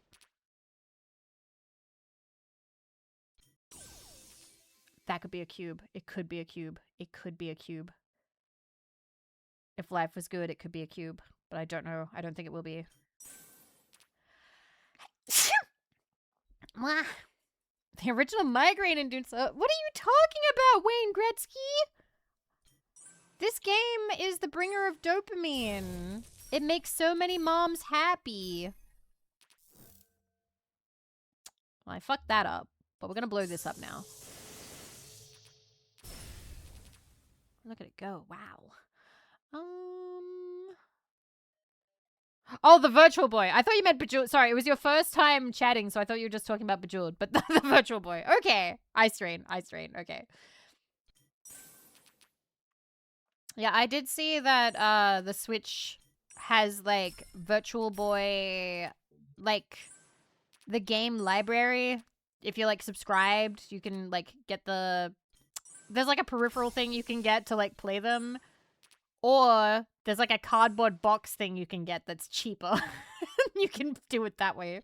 And people were like, we are not buying the Virtual Boy again, Nintendo. Like, I saw people doing that joke where, you know, like the Morbius joke? Morbius or Mobius? I think it's Mobius. Where they're like, hey, Nintendo, we were all just away in 1980 whatever. Release it again. It'd be so good. We really want it this time.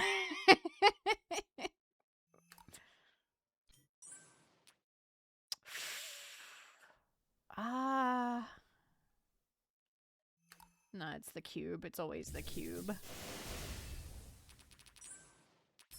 Also, why do was Wayne Gretzky some sort of, like, sports person? Was that a hockey person? I feel like I know the name from Simpsons. Hockey. Indeed. Oh my god. It is me, the knower of American culture through Simpsons. The best hockey player of all time. Wow. That's a lot of hockey.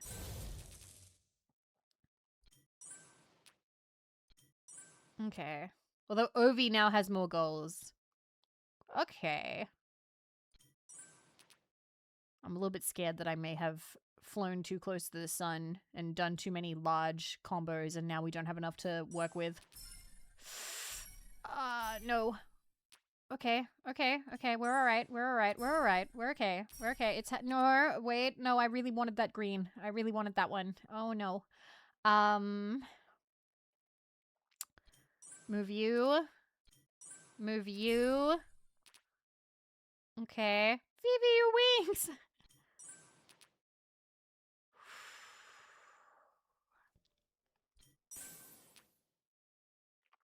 Okay, we can blow some shit up, and hopefully it'll work out. You miss 100% of the shots you don't take. Wayne Gretzky, Michael Scott.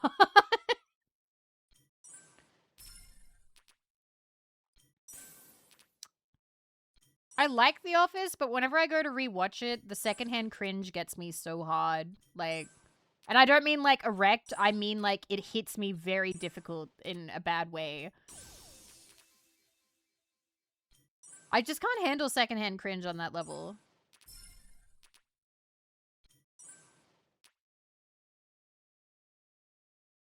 I liked Parks and Rec too. Parks and Rec was a little bit less intense with the cringe, even though there was still cringe. No, cringe doesn't turn me on, I'm sorry. But man, wouldn't life be easy that way?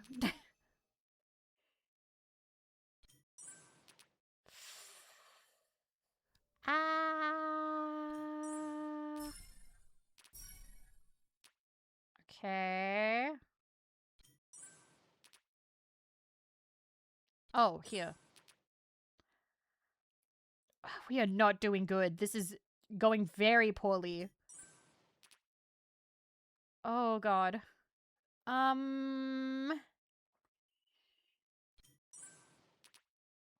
Okay. Okay. Okay. Okay. Okay. We can work with this. This is all right now.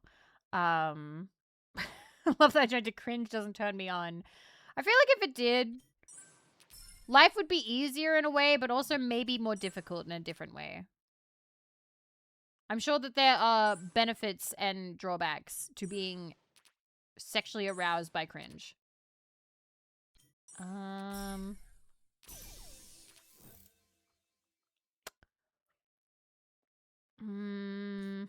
don't want to go too crazy with these combos because we're not being handed a lot right now.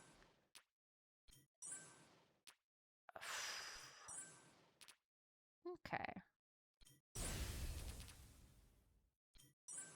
I really just want to get to level 11. I feel like level 10 has it out for me.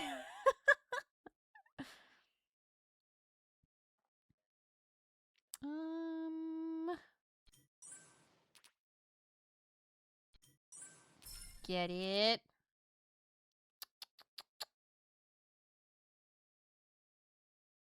I'm missing something. Right. Still you.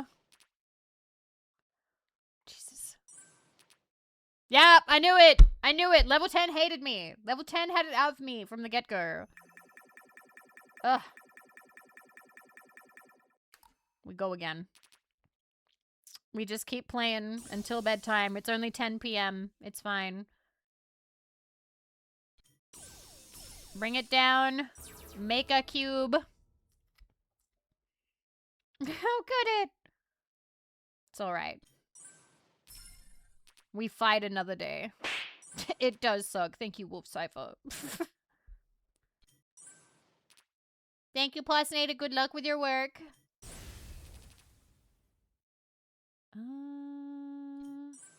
It's 11 o'clock. Do you know where your children are? I told you last night. No.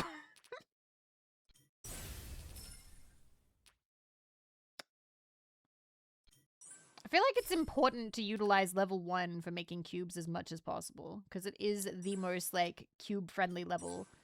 It basically gives them away. And yet I'm still only making one of them.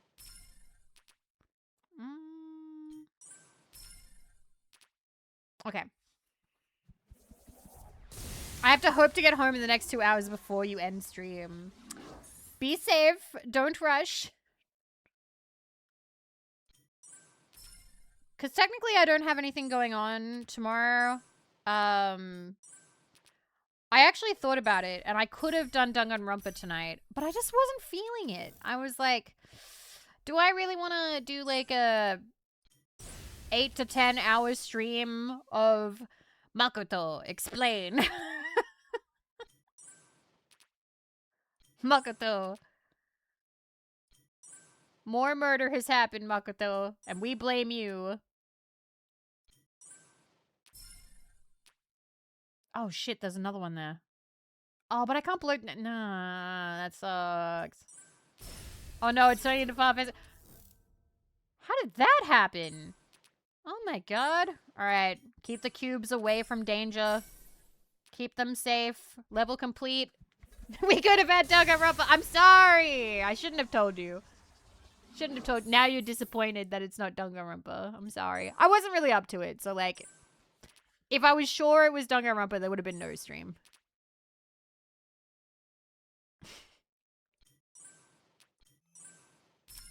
Blop, blop.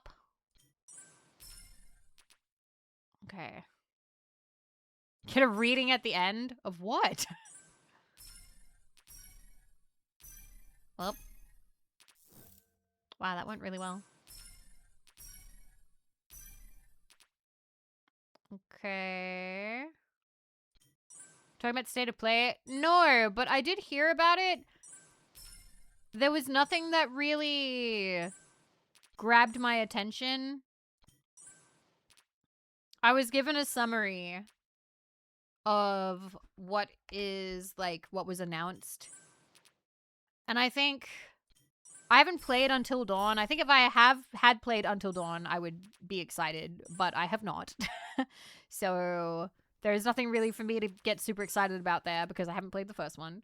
But I guess we could play it before the second one comes out. Because it is on Steam. Is Until Dawn 2 going to be only on PlayStation for a bit, or is it coming out on PC as well? Rayman and Tomb Raider were yay, but Rayman, I'm kind of angry it's not a new game. Okay. They revived the Stuntman series once more. I never thought it would get a second game, so having a third coming is weird. Never heard of Stuntman. I believe only PlayStation. Ugh. So the thing is, like, this is not something I'm going to be working towards anytime too soon, but, like, there are sometimes exclusive, like, sponsor deals where they're like, hey, we are looking for content creators who have a PlayStation 5 because we are trying to give, like, sponsored streams for PlayStation 5 games, blah, blah, blah. But, like, sponsored in that they want to pay you, not sponsored in that they will literally give you a PlayStation 5. They want you to have a PlayStation 5 already. So, like, I have considered getting a PlayStation 5 because technically if I get sponsored work, it is literally a write-off, but I have not looked into that for the time being. Just because there hasn't been anything that I think that I would get, like, a sponsorship for right now. Might be worth getting a used one. Maybe. Can't borrow markers. It would be a bit of a pain because, one, like, if I get a sponsorship, most likely Marco would also get a sponsorship. And there'd be a lot of, like, unplugging it, and I also have to make an account, and to be honest, I would prefer to have my own so I can have it in my own setup, because one thing about capture cards, at least the Elgato capture card that I use, is that it is incredibly temperamental. Like, it doesn't always work. It does, like, you can plug it in one day and it'll be fine, and then other days it's just like, not today, dear, I'm not feeling it. It was really funny when we were on the sponsorship with Bear. Not the sponsorship, the collab with Bear. And Bear's like, love you, Elgato, love the products. And I was like, nah, I'll complain. Elgato, you make a good stream deck. But that's kind of it. Like, I've had 3 Elgato products. The stream deck is great. All right? I don't have any problems with the stream deck. That's a lie. Sometimes it won't work, or they'll release an update that fucking ruins it, but typically they'll fix it. Typically. But it can be a little bit now and then. I have the Elgato key light. That's not super useful for me because I am not a, like, cam streamer. So, like, I'm not on camera a lot. But I will show you the difference it does make. So, let me turn on my hand cam. My hand cam, where are you? All right, hand cam. So this is no key light. Actually, my room is pretty well lit today. I don't know why. It is nighttime. If I turn on the key light,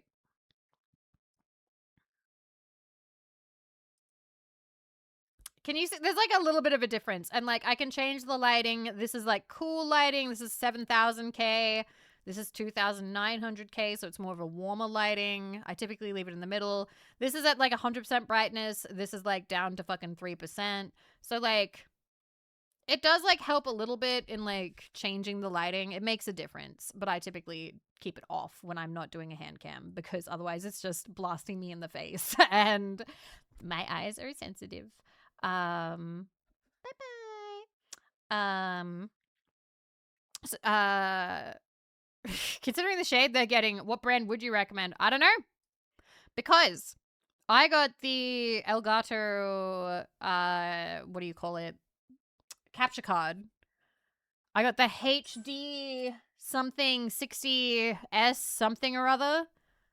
And that thing is the most temperamental bitch that I've ever worked with. Like, you can leave it plugged in, have it be perfect, and the next day, all you've done is turn your computer on and off. Suddenly, it doesn't recognize your switch. Suddenly, and literally all you do is you, like, unplug the cord, plug it back in, and then it works. Sometimes you can do that all day, and that won't work. Sometimes you plug it in, and then it just crackles non-stop, and you have to fiddle around with the settings, and then if you just slide the bar up and then slide it back, the crackling will stop. So it's like, what the fuck is happening? And those are only the problems I've encountered. I know that other people have encountered more. Like, it's super inconsistent. It is so inconsistent as a product, and I just can't recommend it to people. But if you're like, hey, what do you recommend? I'm sorry, like, this is what I have. I haven't actually looked into any alternatives because this costs like 100 and something or 200 and something. So I just fucking jiggle it and I work with it. I will work with it until I have like an opportunity to get a better one for cheap. But I do know that a previous one that they had,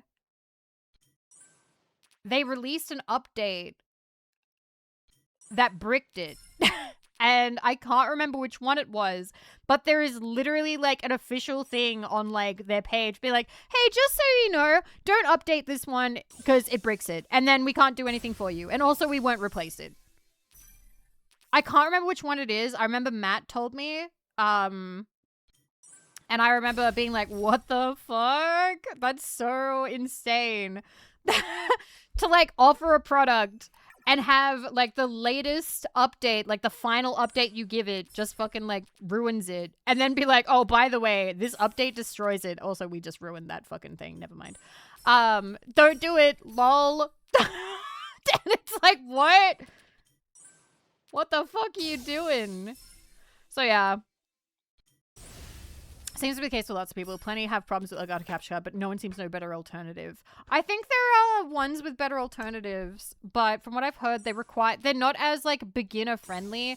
A lot of Elgato stuff, you plug it in and a lot of the work is kind of just done. Like you install a program and it's over. Like it's done. Your thing is ready. I think with other ones, you do have to like finagle a little bit more. And that can be a bit nerve-wracking to be like, oh no, Am I gonna get it to work or is it gonna fucking break? I found it fairly easy to use. All right, well, Jazzy is recommending Avamedia. I think I've heard other people recommend Avamedia. I just have not looked into it. What does Marco have? I don't know. We've talked about it, but I've totally forgotten.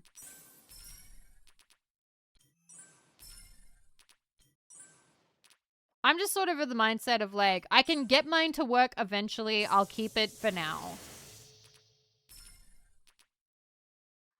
Would recommend. Okay. Melkor is also recommending Avamedia. Go with Avamedia. If you're looking for one, Avamedia is the one. I don't recommend Elgato. I'm sorry if I am losing the Elgato sponsorship here, but I'd rather be honest about a product.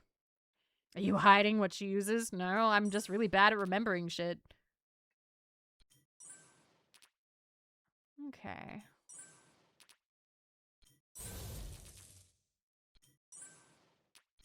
Okay. Well, I think it's important to be honest about the experience you have with a brand. Like, you don't want to be the person being like, I love the new taste of Coke. It's better than old Coke. It's definitely not worse. Hi, Kyohadu. Hello. How you doing? Kyohadu, have you played Bejeweled? I'm asking people if they've played Bejeweled. No particular reason. Smile. I want this to move. Ah, this bitch is here. Fuck. I play this on planes. You're beautiful. What a lovely and pure thing to say. Ah, not gonna get it to work. Never mind. All right.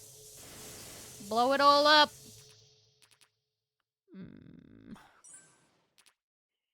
Let me get this booted up. Go for it. Today's top score for me is 1.6 million, which was a run over game from last stream. Okay.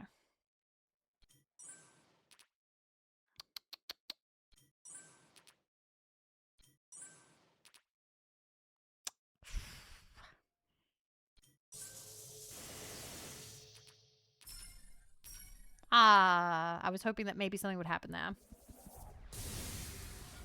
Okay. Ah, I just scratched my shoulder and it hurts now. Ow. Streamer problems.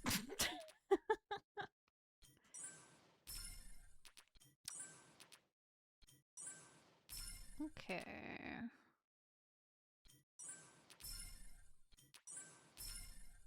Bop. Was Vivi okay? She was fine. Go home, Jazzy. Also, I saw that you were having like computer troubles this week. I hope that internet troubles? Internet troubles? I hope that stops soon for you. I don't know if that's like a common occurrence for where you live, but it fucking sucks when that happens. When you go to stream and then it's like, by the way, internet's out. Teehee. No stream for you. It's been resolved. Oh, thank goodness. That's honestly one of the, like, it's super demoralizing when the internet goes out like that.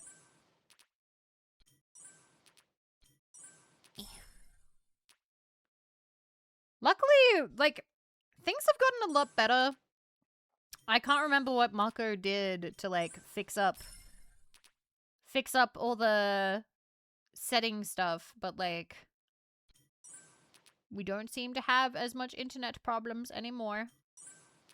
Seems to be better now. Okay. I do not have a backup 5G phone. No. No, no, no, no. Honestly, I need to replace the phone that I do have. Yes! Cube! Currently, so I'm with Telstra. And I've been finding that more and more around the city, my phone just fucking... I am not getting service. And it's kind of bad because when I went out the other day, I needed to get like a taxi through the app, but I was not getting any data. And like I pay for like unlimited data, so I'm like, hey, what the fuck? Why can't I access the internet here? I need to get a taxi and go home. It's raining. So I do need to look into that. There's a lot of things that I gotta look into, and I've just been putting it off.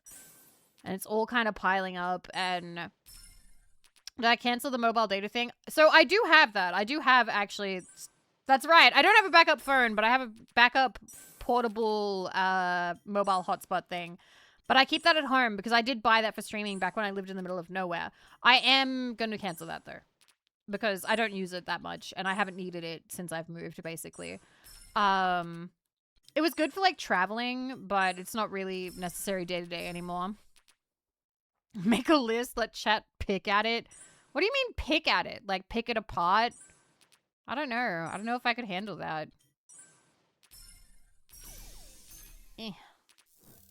Should I imagine looking at all those things? At the top is therapy. That would be really funny to have a manager and just be like, hi, this is my list of things that I think I need to focus on. And at the very top, scribbled in like thick letters, is just the words therapy. And they go, you know what, Vivi? I agree. I agree. I think this would be good for you. Let's make this happen. You call the fucking therapist and you go to the therapist, okay? Good meeting.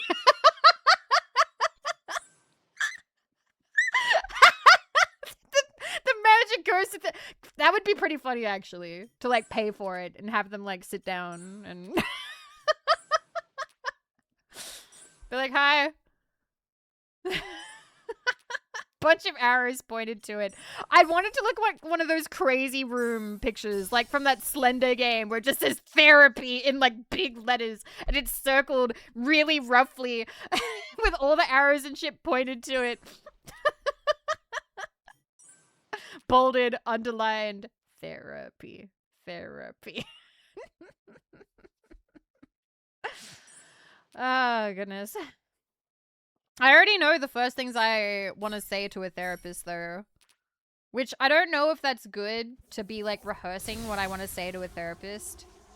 But the main things I want to say, as soon as I sit down, they'll be like, hi, like, what are you looking for out of therapy? Or, like, how are you doing? Or do you have any expectations? Or, like, anything like that. I feel like the first thing I'm going to say is going to be, like, my main worry is that... My main worry is that I will fail therapy in that I will blah and cry about my problems. And then what if the therapist doesn't like me? I don't want to give money to somebody who doesn't like me. What if they hate me? I don't want to support that person. What if they're like, damn, this bitch cries about nothing. Ugh. Like... I would be like, hey, if you hate me, you gotta tell me so I can find another therapist because I don't want to give you money. If you don't like me. Sorry. You'll get it if they like you or not right away. Really? But what if... Okay. So obviously...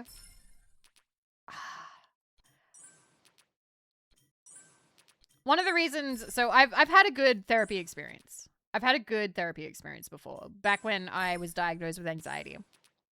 I'm same with VTubers. Yeah, but you know what you're doing. You know what you're doing. I get therapist, but the thing is, like, I get therapists mixed up with psychiatrists sometimes.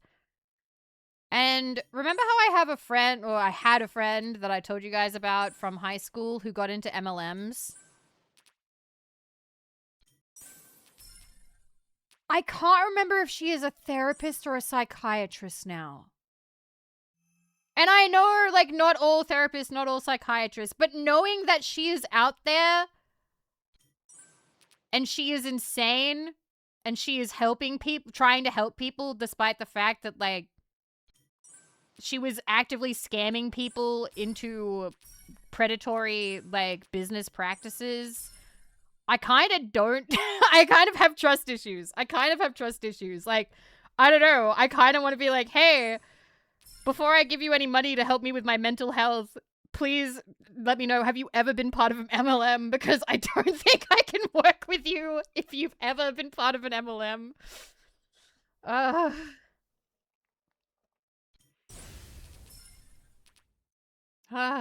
People can grow and change. That is true. But it is not always your place to make room for that person afterwards. And people can be scarred by the bad things people have done, even if that person goes on to grow and change. Like, yes, people can grow and change, and I wish her the best in her life, but I don't have to make room for her in my life. And that trauma of being like, oh my god, you were scamming people.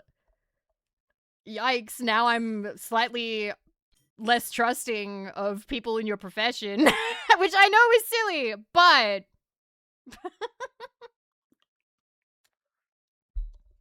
I wouldn't let it color your whole life. This isn't my whole life. It's just my opinion on therapist/psychiatrist, which, again, I have met nice therapists and nice psychiatrists. I'm not saying all therapists, psychiatrists. I know you've said that, like, your mother works in that. I'm not saying that.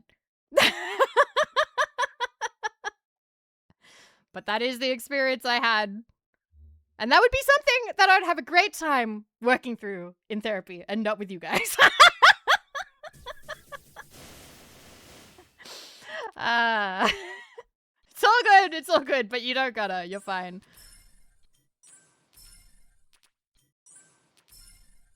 As you should, girl. I did like a little Z snap. Alrighty. Pew. That was a good one. But yeah, that would probably be one of the top priorities. Bye, Hippo.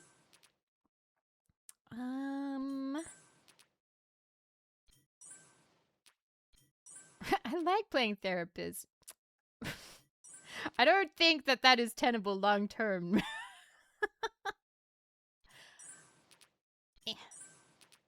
Alrighty.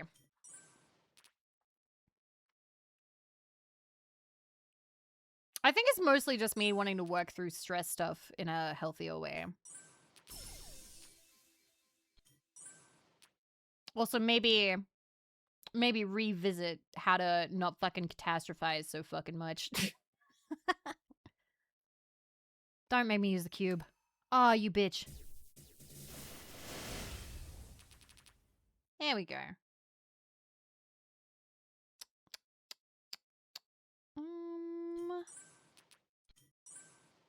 I kind of wish that I'd moved that over first. Okay. Cube, I'm sorry the cube's gone. Okay. I failed at level 3. That's okay. The important thing is you tried.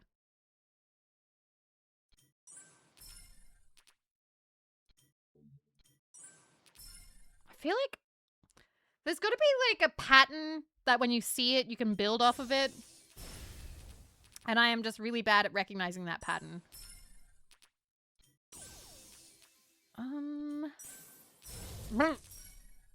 Okay, I kind of didn't want that one to blow up, but that's fine.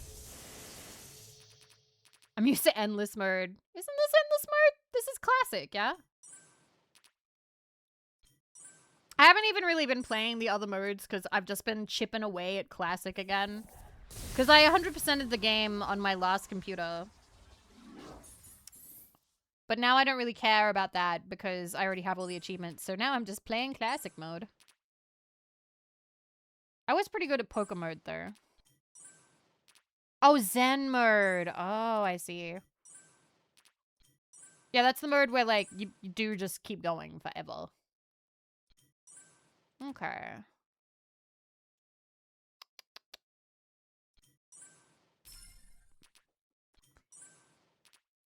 That would have been better if it was just one higher.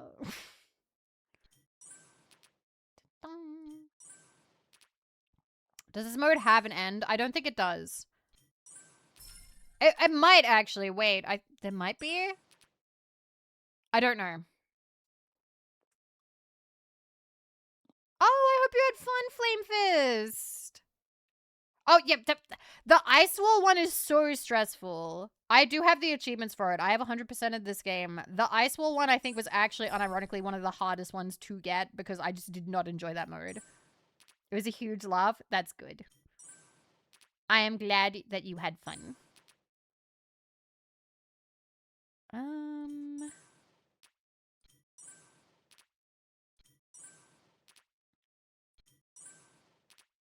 Okay.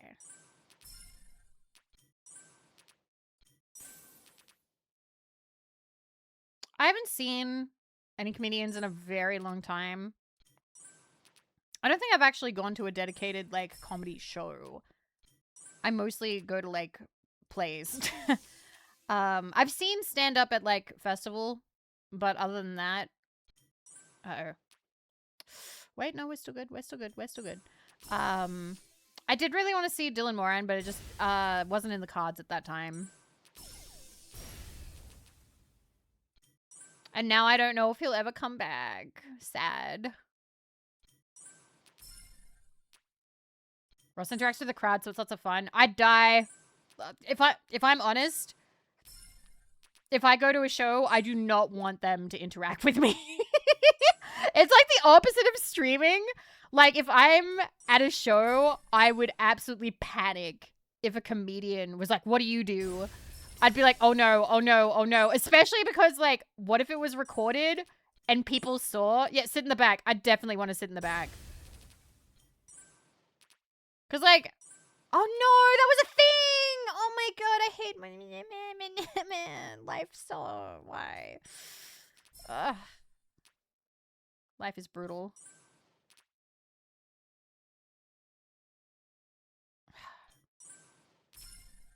It's never gonna happen now. I got picked on because I had a mustache. The guy called me an ugly 70s porn star. To be fair, did you have a 70s porn star mustache? Because that is a choice. That is a style choice. I do need to make a cover story for when I work. My mustache. I'm not hearing a no. I think it might have been a porn mustache. Wait a minute. I need to look up 70s porn mustache because that is a very particular style of mustache. 70s porn mustache. Okay.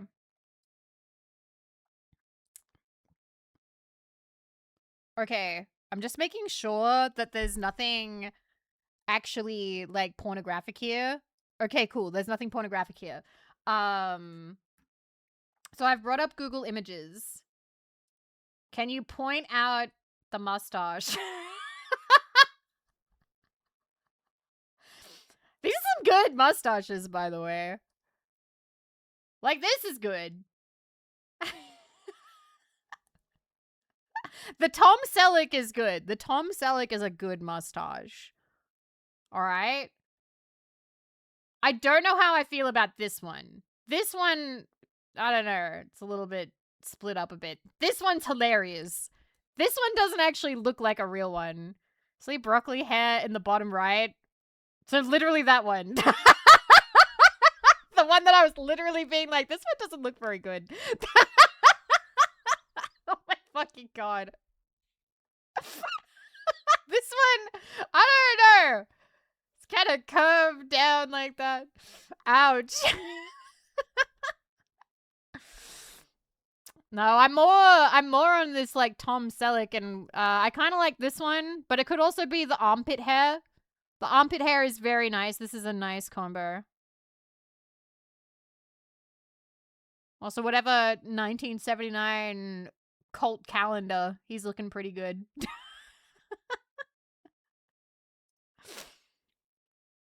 He rates the rideability of Ferris. Ew! Oh my god! Why did you have to word it that way? Ugh. I've had something similar. I do not grow facial hair, at least not in that way. I have, like, that peach fuzz that women get, that very fine almost translucent hair, but I try and get rid of it. So I cannot grow a mustache. But I know that had I been born a guy and able to grow a mustache, man, I would have been one of those, like, teens that, like, as soon as it came in, I would have refused to shave. I'd be like, oh, yeah. Fucking, I'm a sex bomb. Look at my amazing stash. And it would be like a couple of, be like a couple of hairs or something. I would have been so proud. I would have been so proud of it. I would be like, I'm rocking it.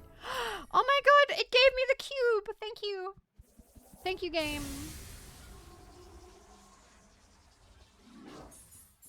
Like snot spatial hair. Oh, from American Dad. Yes. Yes. OmniJack, thank you for 48 months. Thank you for 4 years. Thank you. Thank you for all these years. Thank you so much. Thank you for all the support.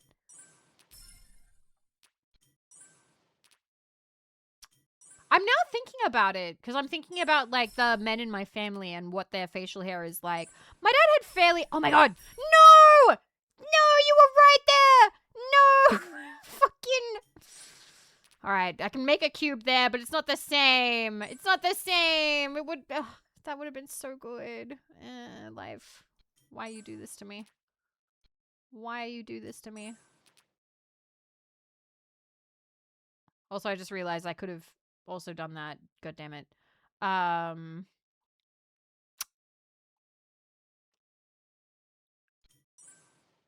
Whatever. Whatever, it's fine. RIP. That's so many Miss Cubes. We're missing cubes all over the place. We're basically Miss Cube USA. It is a bleak day. Oh my god, and now it wants us to get rid of it. Alright, fine. Whatever. Whatever, it's fine. Cubeless. Bye, Jazzy. Have a good sleep. Thank you for hanging out.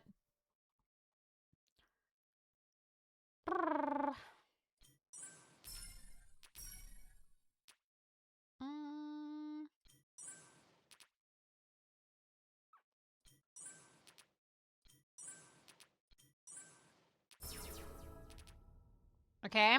I wasn't expecting that, but okay. We take it.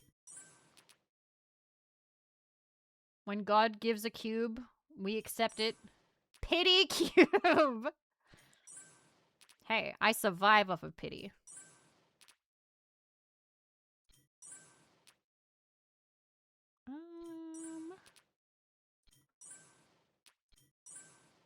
Alrighty. Don't look a gift cube in the mouth. I saw a diagram recently talking about, like, and here's how you can tell how old a horse is based on their teeth. And they're like, and this is where the don't look a gift horse in the mouth thing comes from. Which was interesting. Because it is fairly reliable to, like, look at their teeth and be like, oh, you're this old. Because it's considered rude to be like, hey, here's a horse. And then you immediately go to check how old it is.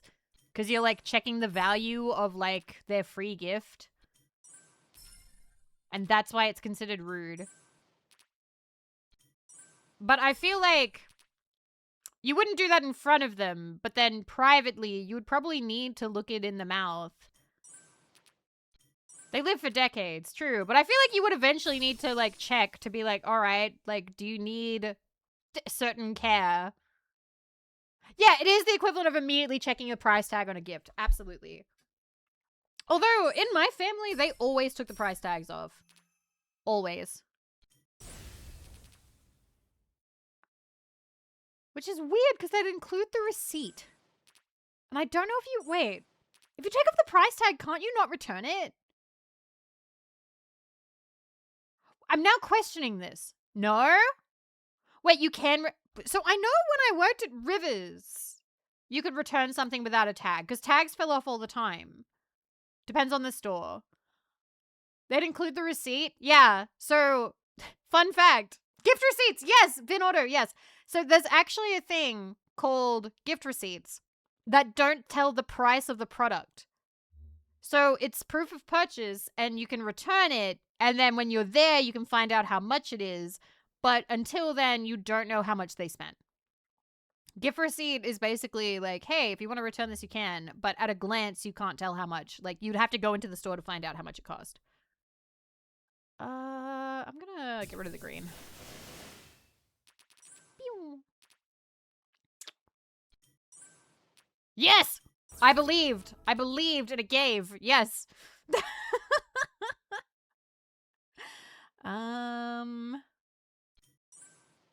Bye, Emo. Thank you. Thank you for hanging out.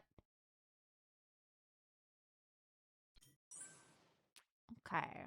But it's been a long time since I worked retail. I do forget things sometimes about how things worked. Which sometimes is nice. It's like a small blessing because it's like, wow. Oh no. Bye, Cube. Ah, damn. I now can enjoy Christmas again.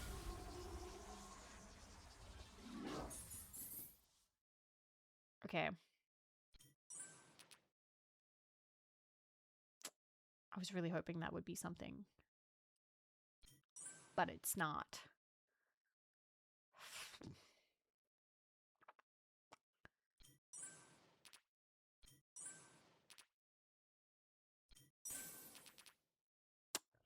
I had to ruin the lineup.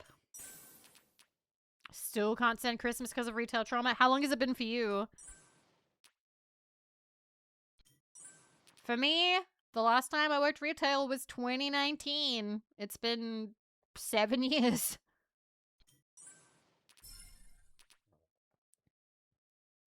Eight years? I wonder why my trauma went away. Wonder why I moved past it. Up until the end of March for me? Hell yeah. Effie, retail isn't always, like, awful, but it can be a lot. It can be a lot.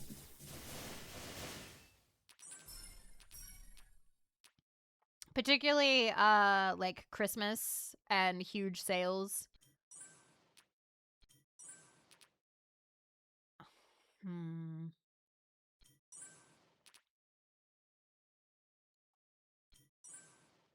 Christmas at Target. Oh, it was Target? I keep forgetting. I think you've mentioned that before. Yeah. Target would be monstrous. Target would be very difficult. Because I've worked at a department store, which is similar but not entirely the same. Like, Target is a lot more affordable, so you'd get, like, a lot more people. Yay, Cube! The worst Christmas sale that I experienced, which was like just so much that I wanted to just cry, was Rivers Christmas. I can't remember what year, but it was 50% off everything in store, like everything. And I remember the line was through the entire store, and we had all hands on deck, and they expected us to be unpacking stock, and they expected, God, it was like 20 to 40 boxes unpacked every day. But, like, we were constantly serving customers. There was just a stream of customers all day. But the thing is, people aren't just buying stuff. You also, it's Christmas. So you've got people being like, hey, I bought this. I have to return it because it turns out that this person is not going to be at Christmas, or it's the wrong size, or they already have it, or they already looked at it and they don't want it, blah, blah, blah, blah. And so you've got a line almost like it through the entire store of customers trying to buy stuff. But then you also have a sizable line of people wanting to refund stuff, and that requires its own register, but you only have 2 registers. So you have some very impatient people being like, hey, I want to be served now. And then you've got people who've been waiting. And then you've got people who are looking for something specific, and they're asking you to check the back. Yep. So that's happening too. And not only that, you have the phone ringing because people are calling in to ask if you have stuff in stock, asking when you're open. And then also on top of that, they want you to also be unpacking stock, and a lot of stock. As well as everything. They want you to be cleaning the store at the same time. and they want you to be like doing the regular stuff, like running to the bank, running to take all the like cardboard boxes and the garbage out. And also as well, you're going to want to be able to take fucking lunch breaks because you're human and you need to pee and you need to eat. But your store only has the money to employ so many people. So you only have like 5 people. I think I'm traumatized just imagining it. So that's like the worst that retail can get to. I think that was like probably the roughest experience. That was like not like a traumatizing experience of like a customer being like really bad. No! Oh, so soon. We didn't even have time to exchange pleasantries. 2 registers. Y'all were running on margins. Yeah, we did not have a lot of desk space either. I'm on the maintenance team, so I'm not responsible for stocking freight, but I've experienced the rest. I'm used to it. It's not nearly as bad as it used to be. True, people shop online a lot more now, so I imagine it is slightly different. When I was finishing up... Hi, Dubs. Thank you for continuing to use your gift sub from Mr. Zim. Thank you. Thank you for 22 months. You can, in fact, still use that, yeah. Towards the end, click and collect was getting more popular. I didn't enjoy it very much because that was just another thing that we had to do. I like the Wiggly too. The Wiggly is fun.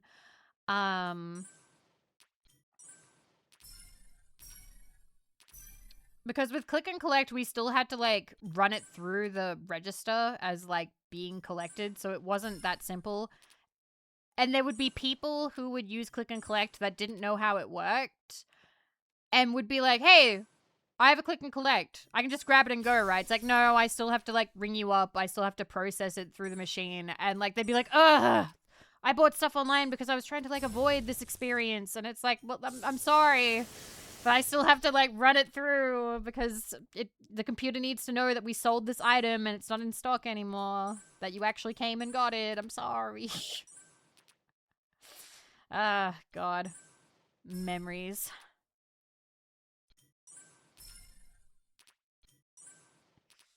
Target's shop in store was a fucking disaster when it rolled out. The first year we had Black Friday. They didn't put any restrictions on the Black Friday doorbuster sales, so we had people buying 5 TVs for 50% off. Oh my god, each 3 hours before the store opened.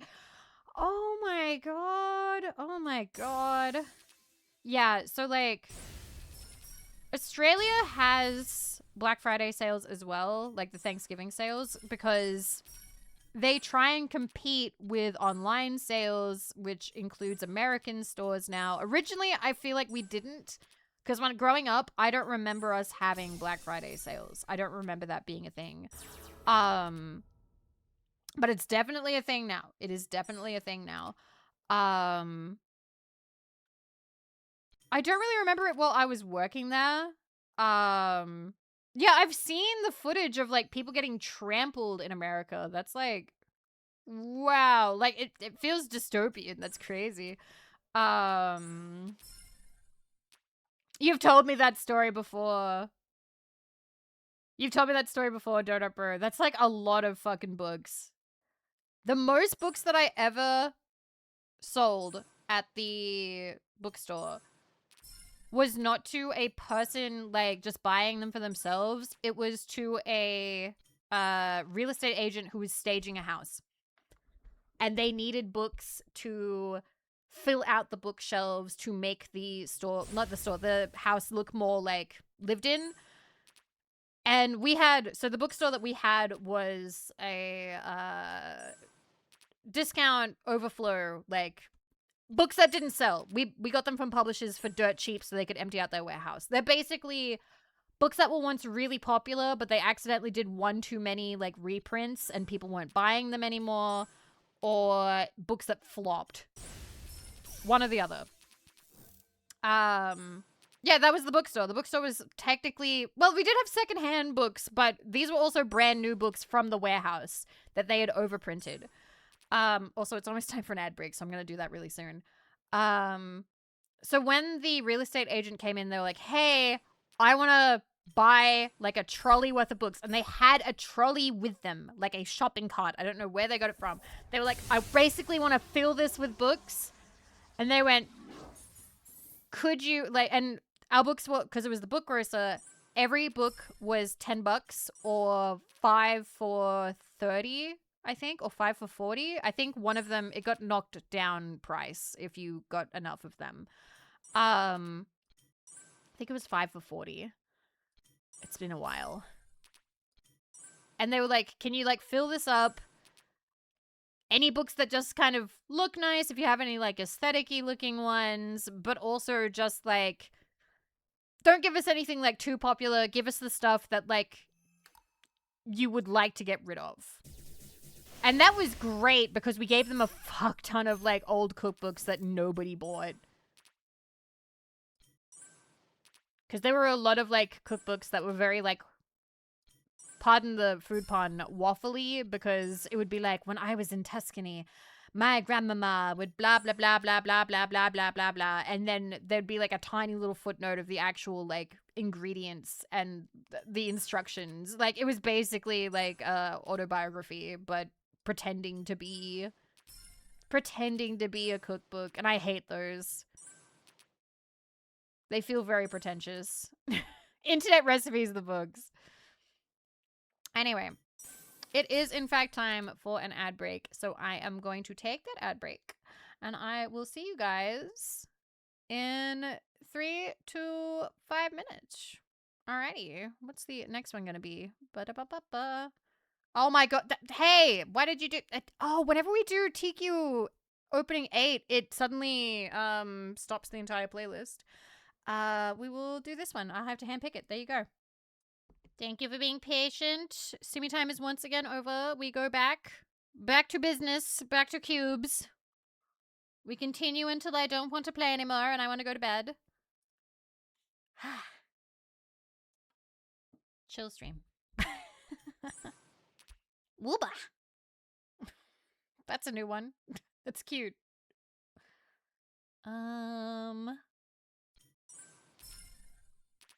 Okay. Oh, wait. Blow it up. Oh, shit.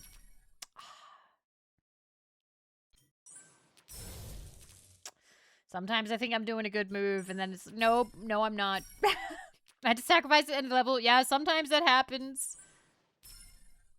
Sometimes it happens. That's just part of life. Oh, God. Well, I'd rather that not be there, if possible. Oh, it's all gonna go to hell, isn't it? Okay.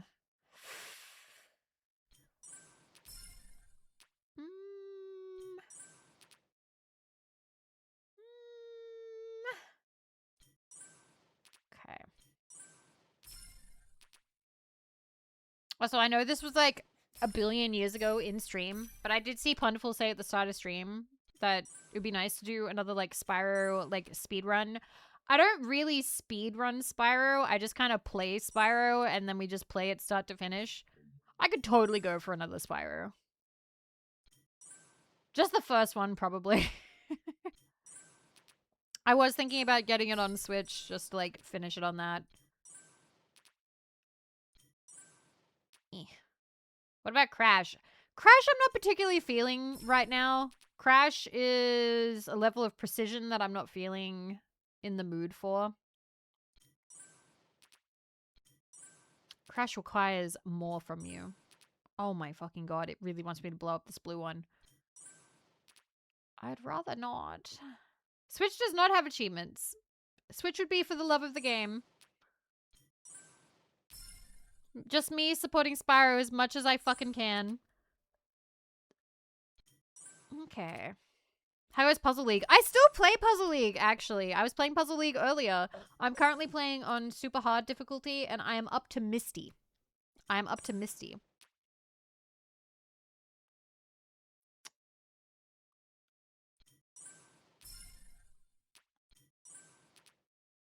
We do need to play Croc, but Croc is also precision. Grok we could play on Steam because I played it on GOG, which didn't have... Well, it does have... GOG has achievements as well, but they're different. They're not Steam achievements.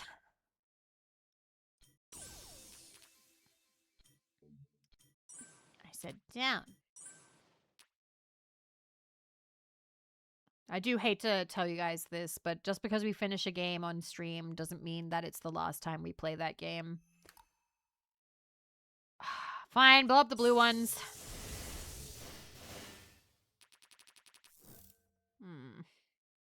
Hi, Colt. Bejeweled. Colt, do you play Bejeweled? I've been asking everybody.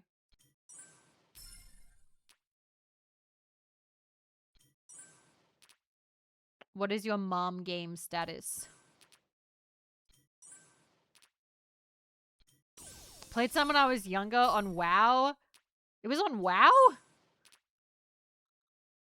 Like, are you talking about World of Warcraft or... Yes? I didn't know this. Huh. Today I learned.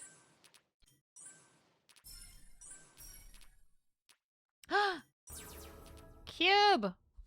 We did it! I did not play Farmville. I did not play Farmville. I was around when Farmville was happening, and I had friends who played Farmville. Do you know my main memory about Farmville? The Tobuscus video making fun of Farmville. I remember once I went to a party, and it was a party where people were like drinking and stuff. And instead, I went inside because like it was cold out and everybody was drinking.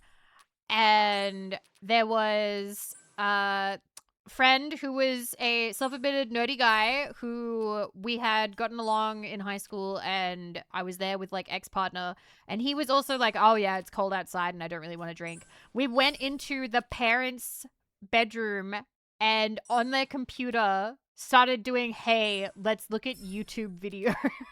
And so we just did that thing that you did back in the day where you'd be like, let me show you a video, and then you would just show each other videos. And like, so the three of us were just like, here's this video. Okay, now here's this video. Try watching this video. And like, I remember like some of the other like friends at the party like came in. They were like, oh, what are you doing in here? It's like, we're watching YouTube videos.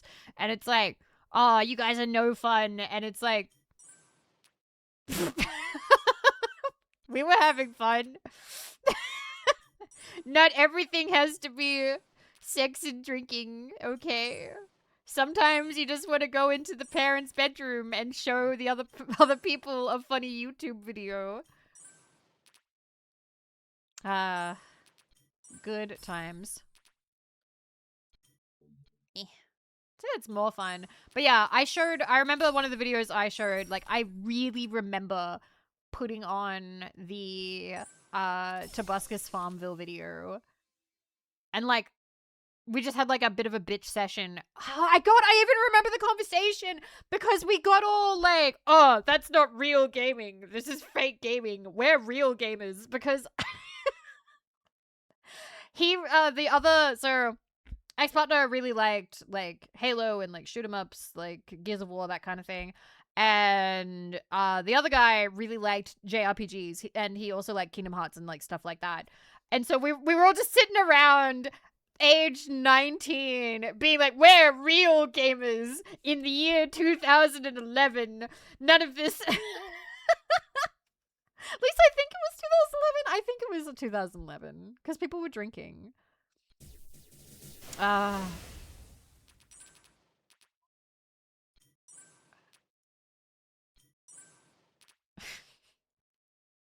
That's been a thing for a while, being like, nah, I'm a real gamer. Cause like, this doesn't, I don't think, it sounds like a mixtape cutscene. I'm sure there'll someday be stuff like that in games. Oh my god. It ruined it. No. Cube. Yay. I was saying something.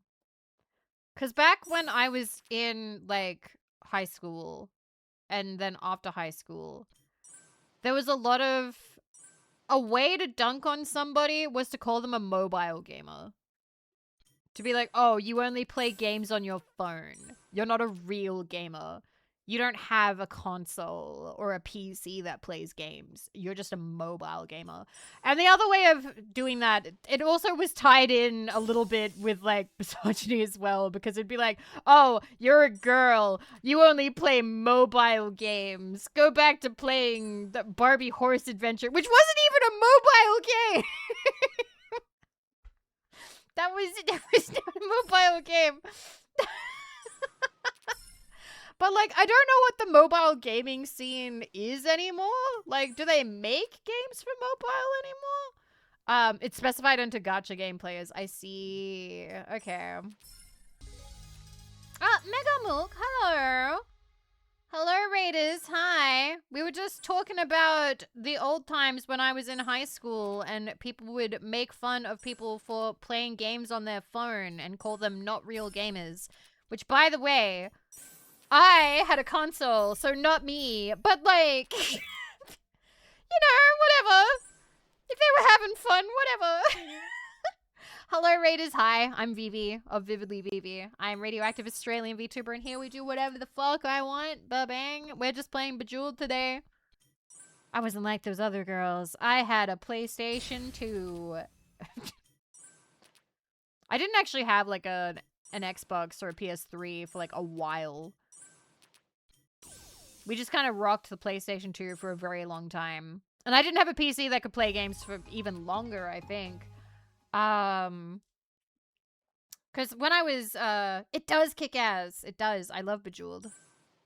You can see my high scores. They are pinned at the top. Today's top score is 1.6, almost and a half million. 1.6 million. But my overall score, top high score, is 4.7 million. And one day I would like to get higher than that. But it's a slow grind. What was it? What was I talking about? No, not the cube. We need the cube. Ah, boo. All right, get rid of the blues. Every time you think you're getting somewhere, it takes a cube away. But yeah, thank you so much for the raid. If you need to rest, please feel free. We're just going to be here yammering away.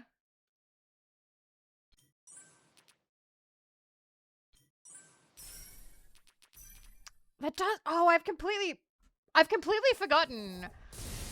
But a series of streams that I do want to do, and I've totally been putting them off, is I have a stack of gaming magazines courtesy of childhood friend slash VTuber who we met again as VTubers. Thank you for the cube. Thank you. Sonia Fiore gave me their collection of, like, PC Gamer slash Game Informer slash I think there's a couple. There's, like, maybe one Nintendo Power or something. Thank you for shouting out, Sonia. And I've just got a whole pile of these, like, years worth of them. And it would be really fun to go through them. Actually, you know what? Fuck it. I'm just gonna go grab one. Give me a month. Give me a month. Somebody tell me a month. What's 1 month? Like, pick a month. Not a year, just a month. Between, like, August. All right, I'm gonna go find an August. 2005. I don't know if she has, if she gave me 2005, but we'll see. We'll see. I'm just gonna see what we got for an August. Let me see.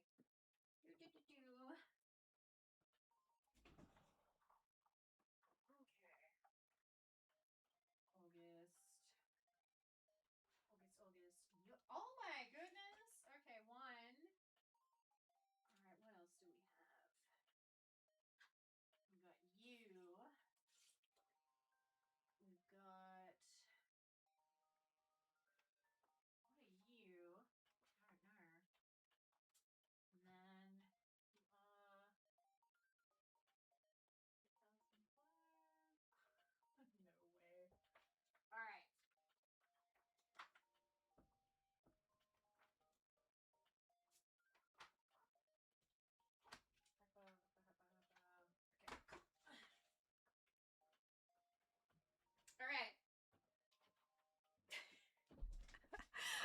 Alrighty.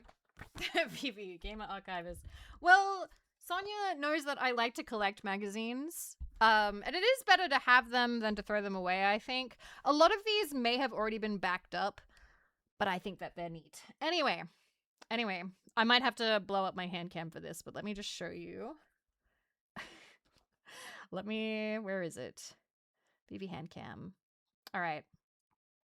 Let's make that a bit bigger. I have here with me, you said August, yeah? So I have here PC Power Play, issue 115, August 2005. You said 2005. Here's 2005. We have Elder Scrolls Oblivion, Prey, Pariah. We also have, this is, what's this one from? This one is from August to September 2004. And this is Australian Game Pro. Cars, crime, violence. And then this one is a little bit torn up. We have, oh my goodness. Okay, so this one is Hyper Edition 142, August 2005. The Next Gen Special, the Systems and Games of 2006. I don't have the DVDs, no. I only got sent the magazines. 100% Australian content. Hot adults only anime spread. Is the anime spread in here? Is it in here? How hot are we talking? What are we talking about here? Oh my goodness. Look, it's Mad Lax. I don't think that's the spread, but we've got Mad Lax in here. I'm just seeing, do they actually have the anime, the spread? Oh, wait. Oh, here we go. Fan service. Anime special. Sugoi. So that's pretty neat. Wow. We've got to read this at some point. Holy shit. That's crazy. But yeah, lots of old titles. And then these three are special, and one of them's not a gaming thing. I just want to show you. Sonia also sent me Nintendo Dream from when Sonia went to Japan. I don't know what, this was 2007. So that's all in Japanese. I can't read that, but it's still pretty neat. I just saw The World Ends With You in there. And then, very special, the Digimon Mag comic book. Fantastic coloring fun.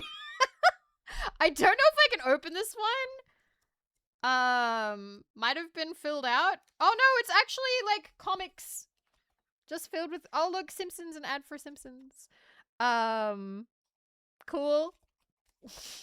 And then finally, this is not a game thing. I've just always wanted to show it on stream. This is the one copy I have of Playboy. I want to read this on Rplay at some point. It's the Jessica Rabbit. This one is from November 1988. This is from 1988. So there's Bruce Willis interview. Why everyone is acting so weird. Bush and Dukakis by Robert Shear. So yeah. Can we see the back? Until now, this is the only way to get a cordless telephone with a built-in answering machine. Now Panasonic has an easier way. So yeah, it's not as sexy as you would think it would be. A lot of it is, in fact, articles, you know? Articles and cologne stuff. A naked phone. This has the coupon still in it, so I think this is actually worth an amount of money. Because it has all of the posters and pinups and, like, extra things in there. So a lot of these usually have them, like, removed. Because usually when you get magazines secondhand, people have already used them and pulled stuff out. So I am pretty happy about that. I went to a secondhand store in Adelaide and I was like, hey, do you have any, like, do you have, like, any magazines? But it was mostly sewing magazines. They were cool though, but I couldn't justify buying them at that time. Even though some of them were fucking awesome. They were like centennial magazines. And I was like, shit, that is so cool. I don't know. I really like magazines. I'm a little sad that like they have kind of died. I have a lot of like my teen girl magazines from when I was in high school, but I like the gaming ones as well because it is just funny. Actually, I'm going to open one up. I'm opening one up. 1 second. Let me get PC Gamer up here. PC Gamer. Like, come on. The future of gaming in 2005. And there's like Oblivion. What's in here? Just real quick. All right. Half-Life 2 Game of the Year. Wait, I need to move things over a little bit because you're not getting the full spread. I love stuff like this. I think stuff like this is like really fun. That's my keyboard, so that's too far to the right. 1 second. I want more room to the left. There we go. Okay. We've got a pro gaming motherboard. Is this exciting for you? Let me move my Stream Deck a little bit. Thank you, Copper, for the 100 caps. This is a comic called Sex Criminals. They have or had letters, columns in the back, and there was so many letters people sent in about finding stashes of porn magazines hidden in the woods. Yeah, apparently that is how a lot of people found them. Please tell me there's some RAM pricing on there. No. I'm not seeing any prices. It's telling me premium resellers, but it's not telling me the price. But it does say Intel Pentium 4 LGA 775 FSB 1066. Intel 925XE chipset, dual OTES, Aeroflow, dual Intel LAN, Audio Max technology, Guru technology, PCI Express. AMD Athlon 64/64FX 2 GHz NVIDIA NF4 SLI chipset dual DDR 400 supports NV-SATA 3G RAID NVIDIA Gigabit Ethernet Audio Max technology Guru panel PCI Express. I don't know if that's good or not. Oh my god, it starts with a comic. What the heck? Scorpion Technology. Products launched 2005 in Sydney. We've got more GPUs. True friendship is never having to say, sorry, I launched those Sidewinder missiles at you. That's a cute ad. That is cute. What? Oh my god! ER! Guys, we were talking about this! It's ER! It's the game! Based on the hit TV series! Oh my god! Out now! ergame.com.au. What the hell? Wait a minute. Nazis are pretty. What? I just want to comment on the amount of World War II games, or more specifically, the people who complain about them. The reason why there are so many World War II games is that it's the perfect scenario for any game that involves action. It's pretty much got everything all laid out for any developer. Think about it. World War II has an epic setting. It's a goddamn World War. Okay, Cameron. Okay, cool. Yeah. I mean, it's very action-packed. I won't disagree. It's also got the perfect enemy, as throughout the war, you have a very clear and definite view of who the bad guys are. But Nazis are pretty much the best villain you could have. Okay, you know what? Yeah, I do kind of agree. They were fantastic villains in, like, movies and stuff, because everybody would just hate them, and it was great. You could recognize, like, based on the outfits and stuff. Axis and Allied sides had equal footing, equal technology, and equal forces, which is perfect for a game. And then it's not too easy, nor too hard or unbelievable. World War II also had nice tactics and strategies, which we've now seen implemented in Brothers in Arms, and is also recent enough that it doesn't seem like a fantasy world. For a developer, World War II is the perfect setting for a game. Since they've got to make money, it's the safest bet. Remember, this is their job, a very risky job at that, and the more chance of succeeding, the better. I don't think that Cameron picked that title. I don't think Cameron picked that title.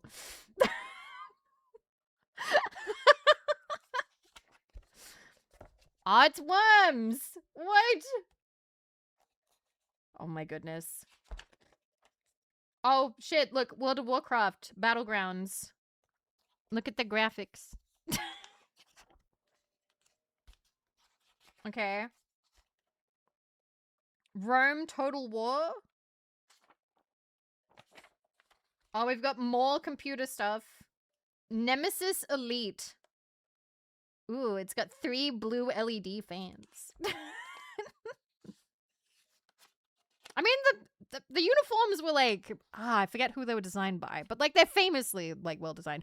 Would I do Worms collab? Kylie wants to do one. Alan Wake. I like State of Play. More technology. I love the pages about technology just because it's so dated now, but like at the time it was like, let's go. Holy shit. $3,000 for this computer. And $3,200 for this computer. Play the best. I don't know what that is.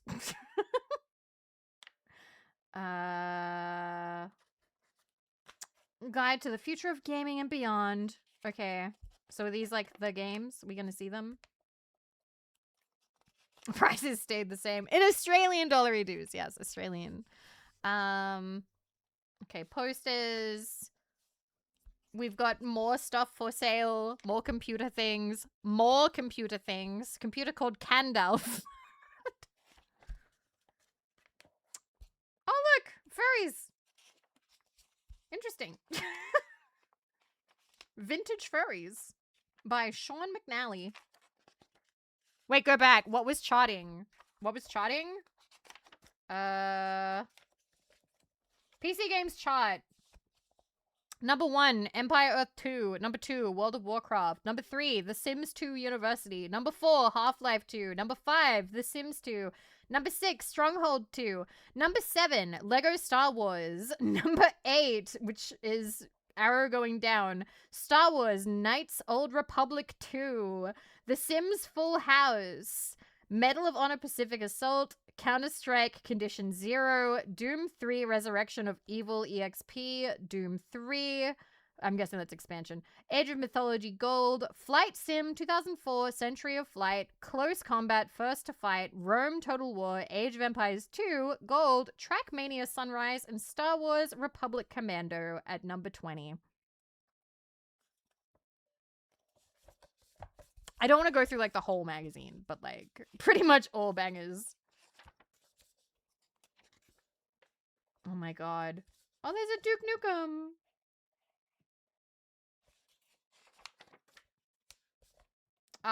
The Godfather? Alright.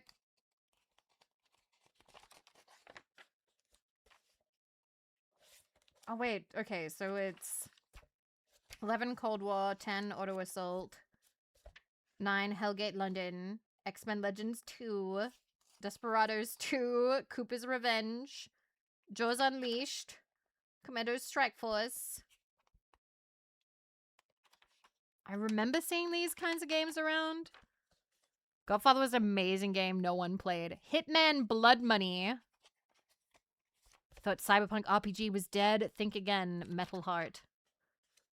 Number 3, Star Wars Battlefront 2. And Tomb Raider Legend. And then The Godfather at number 1. Future of Gaming. So I guess they had like there was like a show or something. Oh, it was E3! Costa Andreades was the only logical choice to send into the field for this year's E3. Wow. So this is E3 in 2005.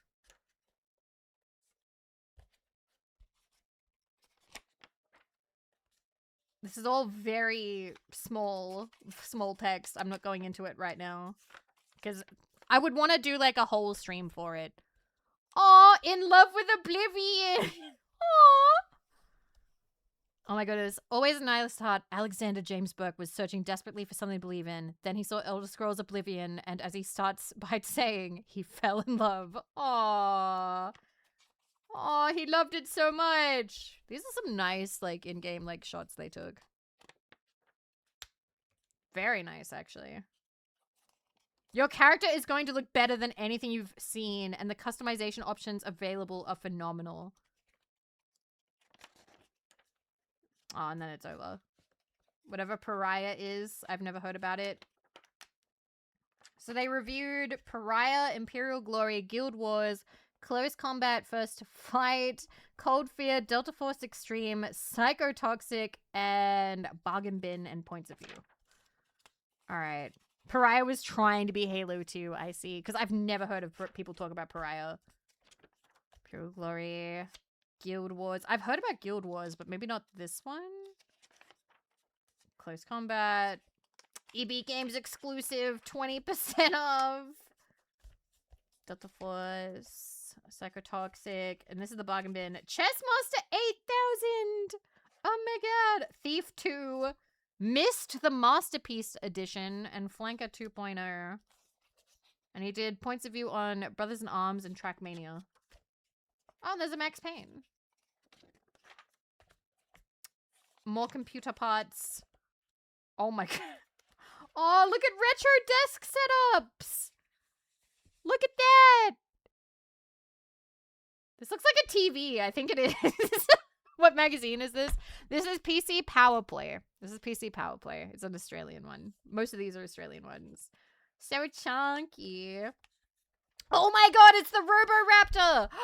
Oh my god, shit. Oh my god, wait, I gotta turn on my lighting. Let me turn this up. Look, guys, it's the Roboraptor for $195. I always wanted one. I thought they were so cool. All right, wait a minute. What have we got? So we have the Roboraptor. We have Shadow Robot Hand, which can hold an apple, I suppose. Zoom in. Look at him. Look at him. Our love affair with robot toys continues. You should have seen Darren with this thing, like a child with a new puppy. Just like a new puppy, after about 20 minutes, he got bored with it, wrapped it in plastic, and shipped it back to the breeder. Seriously, though, the Roboraptor, yeah, it's related to Robo Sapien, is a whole kettle of funk with a wiggly tail, roary voice, and spiky toes. He walks, runs, hunts, nuzzles your hand, and plays tug-of-war with your finger. Great to shut up kids who keep demanding in Ibo. The manufacturer wants to assure you that Roboraptor guards his immediate location from intruders, but when you're made of plastic, weighs slightly less than 3 kilos, how intimidated can you be? So if I was a burglar with this thing jumped out at me and tried to play tug-of-war with my finger, I'd be pretty freaked out. Apollyon, thank you for 50 months. Thank you. We got a Shadow Robot Hand. It doesn't say the price. We have a Samsung YH925 for $449. I'm guessing that's for music. Yeah, it's an FM radio and stuff. MP3. Body Bug. I don't know what that is. Calories? Monitoring your calories. It's a fitness thing. We have the Bose Sound Dock for your iPod. The Nokia 770. Which is not a phone. Oh, it's a wireless web access device. A wireless web access not a phone. Via Bluetooth or Wi-Fi. It runs on the Internet Tablet 2005 version of Linux and can be upgraded to the 2006 version when it comes out next year. Okay. And then there's the Creative Nomad Zen, 20 gigabyte, and the Plus Deck 2. Totally whack a cassette deck for your PC. Wow, okay.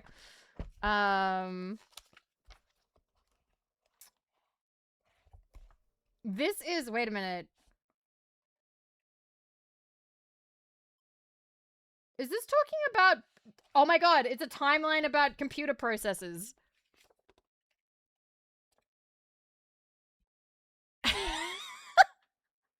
A retrospective from 2005.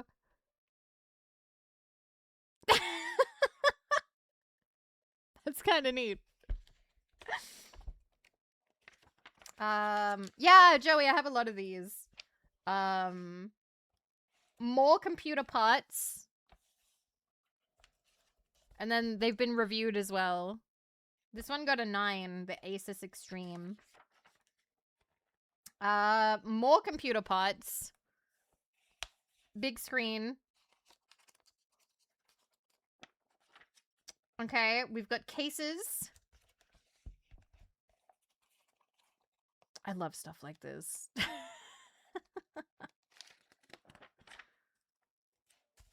We got sound stuff. Are you really in your game? More sound stuff. More PC parts. Fast, reliable internet. Oh my god! It's Dodo! They had like the most eye-catching like internet like ads in Australia. We never internet that flies. We never got it though. $10 per month. $49.90 a month after 3 months. Wow. Wait. Includes free MP3 player while stocks last. Your ears are fine. Integrated audio solutions are not.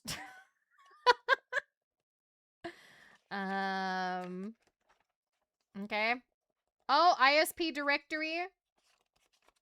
Okay, so these were all the ISPs that were, like, available, I suppose, at the time. Interesting. Aw, Elder Scrolls Arena! That's cute, because they're doing that in 2005. Aw. Oh, they did, like, a big one for it, too. Okay. Playable demos, Active War, Chariots of War, Cossacks 2, Delta Force Extreme, Legion Gold, Mountain Blade, Scar, Rising Kingdoms, and Star Defender, and Dungeon Lords. And then these are the last pages. There you go. So yeah, that's August 2005. So yeah. I would like to do streams where we go through those. I think it would be fun. Bye-bye. But like a lot of the stuff I don't like super understand, but I still like showing it with you guys. Now show the next month. No, we'll be here all night. And I want to play Bejeweled.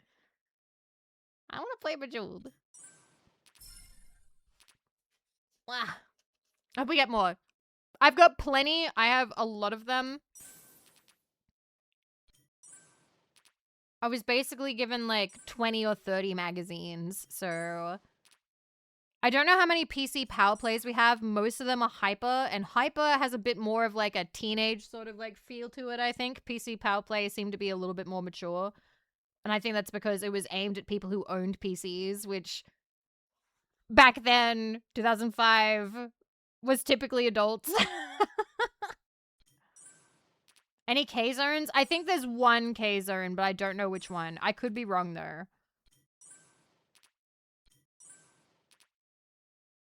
Yeah, back then, if you were a kid, you had a console. If your parents had a PC, like, that was kind of rare. Yeah, because, like, okay, let's... You know what? Fuck it. Okay. We're here. We'll look at Hyper. We'll look at Hyper for the exact same month, alright? We'll look at Hyper for the exact same month. JD, thank you so much for an entire year. Thank you. You guys have twisted my arm. We'll look at the console one, but we're not going in depth, okay? We're just having a leaf through. At some point, I would like to go in depth. All right, Hyper. So Hyper, I remember being more popular, and this was $6.95 at the newsagents. $6.95. So there's a big tear in the front. But it does say adults only anime spread, but I don't think that this was very heavily monitored at the newsagents as a magazine, so I don't think that that would have stopped any teenagers from buying this. particularly because my friend bought this when they were a teenager. So we have Spore, Bully, PlayStation 3. Is it really as powerful as Sony says it is? Gears of War, the killer app for Xbox 360. Tomb Raider, Legend. Black and White 2. Legend of Zelda, Twilight Princess. Alright. By the way, Black and White 2 is not Pokemon. So it started with Half-Life. And you can see Gears of War. Anime is not for kids. It was not super popular back then. On the whole. In 2007, I think you would still kind of get made fun of for anime. At least a little bit. Emulation for all. PSP Oz price drops for launch.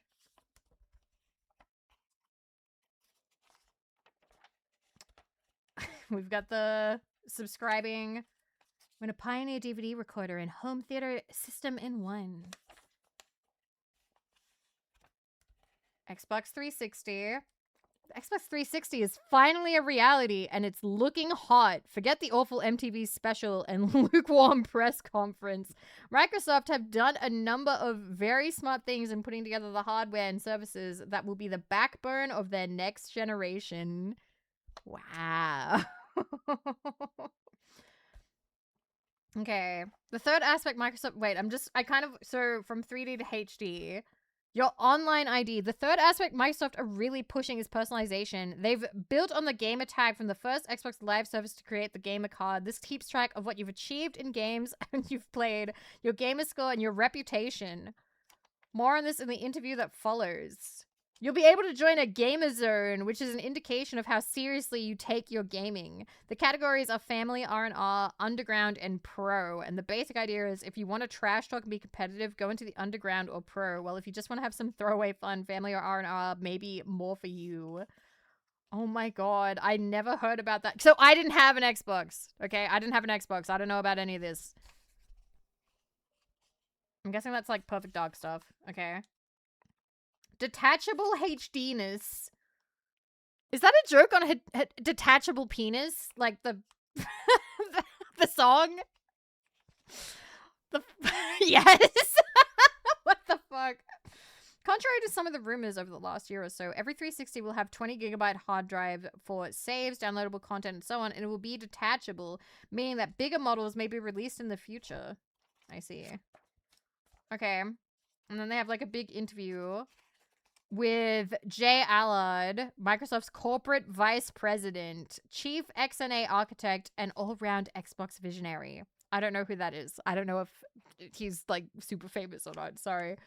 PlayStation 3. It was a conscious decision not to turn our press conference into a science fair. All right, PlayStation 3, the reality synthesizer. The PS3 was irrepressible. He's so happy.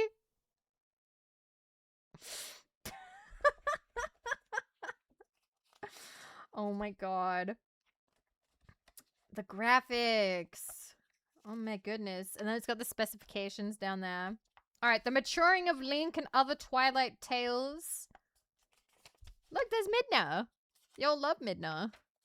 Actually, I'm gonna... Can I turn the lighting to be a little bit warmer, actually? Actually, wait. Or do I want colder? Cooler. There we go. Okay. Then there's the Warriors. Gears of War.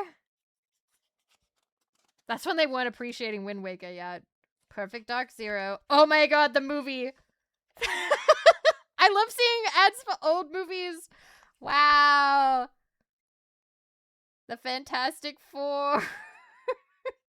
Oh wait, is this for the game? It's for the game! It's not for the movie, it's for the game! No way. It's Captain America! Okay, we got Tomb Raider, StarCraft Ghost, Cameo, Rise of Nations, Rise of Legends. Oh look, Animal Crossing DS gets this tiny little box here. Nintendo's popular life simulation Animal Crossing is making its way on a Nintendo DS with everything intact from the GameCube version, as well as a slew of new features and aspects that take full advantage of the touchscreen and wireless capabilities of the handheld. For example, with the touchscreen, players can expect to create their very own clothing designs and also use it to chat with other players when in multiplayer portion of the title. However, the most promising aspect of this game will be the ability to take it online, where you can go visit someone else's village, or you can open your gates and allow them to visit yours. Civilization 4, Hellgate London, City of the Dead, Call of Duty 2, Big Red One, Quake 4, Electroplankton? Who is this? As quirky as Shiggy is handsome. So, do you like stuff? What the fuck? Oh, there's Nintendogs! Also, they're making South Park jokes. The caption just says, Red Rocket, Red Rocket. And I remember that episode. Oh my fucking god. Jesus Christ. Oh no. Hyper. Making jokes about jerking off the dog in Nintendogs. Jesus Christ. Oh god. Okay. And then there's a whole spread on Bully. Very highbrow. This magazine, maybe it was more for 20-year-olds than teenagers. But it was for the younger crowd, I think. Like, the young adults. Dead or Alive 4, Company of Heroes, Warfront, Super Mario Strikers, Call of Duty 2, New Super Mario Brothers, and City of Metronome, Unreal Tournament, Star Wars Empire at War, Elder Scrolls 4 Oblivion. How do they not have a giant thing on this? Out. To be announced. So it wasn't out yet. It wasn't out yet. Okay. Morrowind was a nice idea and a definite step in the right direction for what we want to see from RPGs. A big world with freedom to explore and create a character. Unfortunately, the game fell flat when it came to the actual game world, which was without much in the way of color of places of interest. They didn't like Morrowind. Oblivion, on the other hand, looks as though it is going to deliver everything we could want and more, with a huge living game world, a radiant AI system for NPCs, which gives them their own wants and needs that they will react to independent of scripting, making for real characters rather than simple quest kiosks, an amazing graphics engine capable of rendering some breathtaking scenery, and the voice acting talent of Captain Jean-Luc Picard himself, Patrick Stewart. Frick this guy. See, that's what I want. That's what I want. I want to read these magazines and actually, like, learn about the writers. I think what would be great, you know, it'd be my dream to read these and then at some point, like, track down some of the writers and be like, hey, how do you feel about your opinions now that 20 years have passed? Do you think that your perception on some of these games have changed, or do you think that this was, like, of the time? Like, what do you reckon? Do you still stand by these comments? Like, I don't want to say it in, like, an accusatory way, but more in a fun way of, like, hey, that's awesome that you were, like, writing at the time. Do you, like, still agree with it? Yeah, look, Advance Wars, Dual Strike. Look at that. All you need to know to be sold in this game is that it's Advance Wars. It's on Nintendo. For the fans of the series, all you need to know is to be sold in this game is that it's Advance Wars and it's on Nintendo DS. For the uninitiated, it's turn-based strategy, blah, blah, blah, blah, blah, blah. That's really funny. There's like, hey, if you like Advance Wars, here it is. It's coming. Saints Row, Virtua Tennis. Then there's Prey. Over here. Oh my god, Black Hawk Down. Black and White 2, which was not the Pokemon game. I told you this, guys. I've never heard of this one, though. It just seems to be, like, big animals fighting each other. Titan Quest, Ninja Gaiden Black, Trapped, Sly 3, Frame City Killer, Black, and Shadow of the Colossus, who gets this tiny little thing down here. It was a good game, but you also have a giant creature you have to train. Okay. Titan Quest? Yeah. Peter Jackson's King Kong, We Love Katamari, Metal Gear Solid 3, Subsistence, Castlevania Curse of Darkness, Quake Wars, Fear, and Dirge of Cerberus, Final Fantasy VII. Again, we're not reading everything today. We're just leafing through it. Spore. Big hole thing for Spore.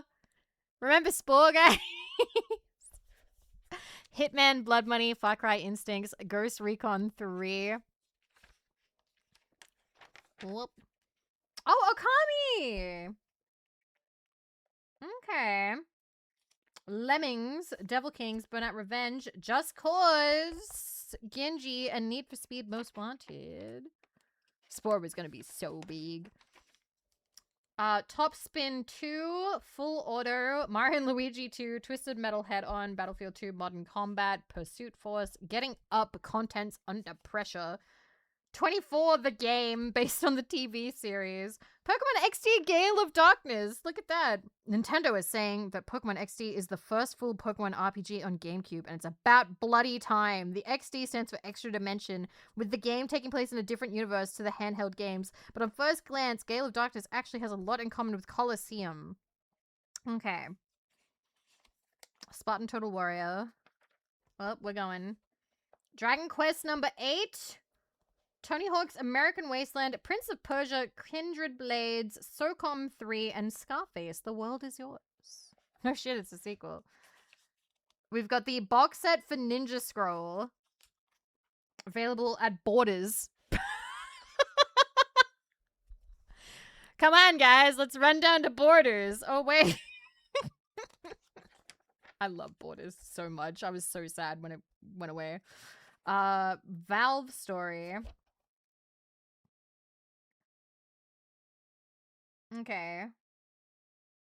Quake Killer. Interesting.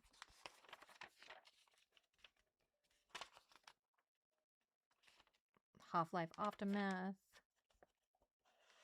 Are these actual controllers? What? What the fuck are these? Really?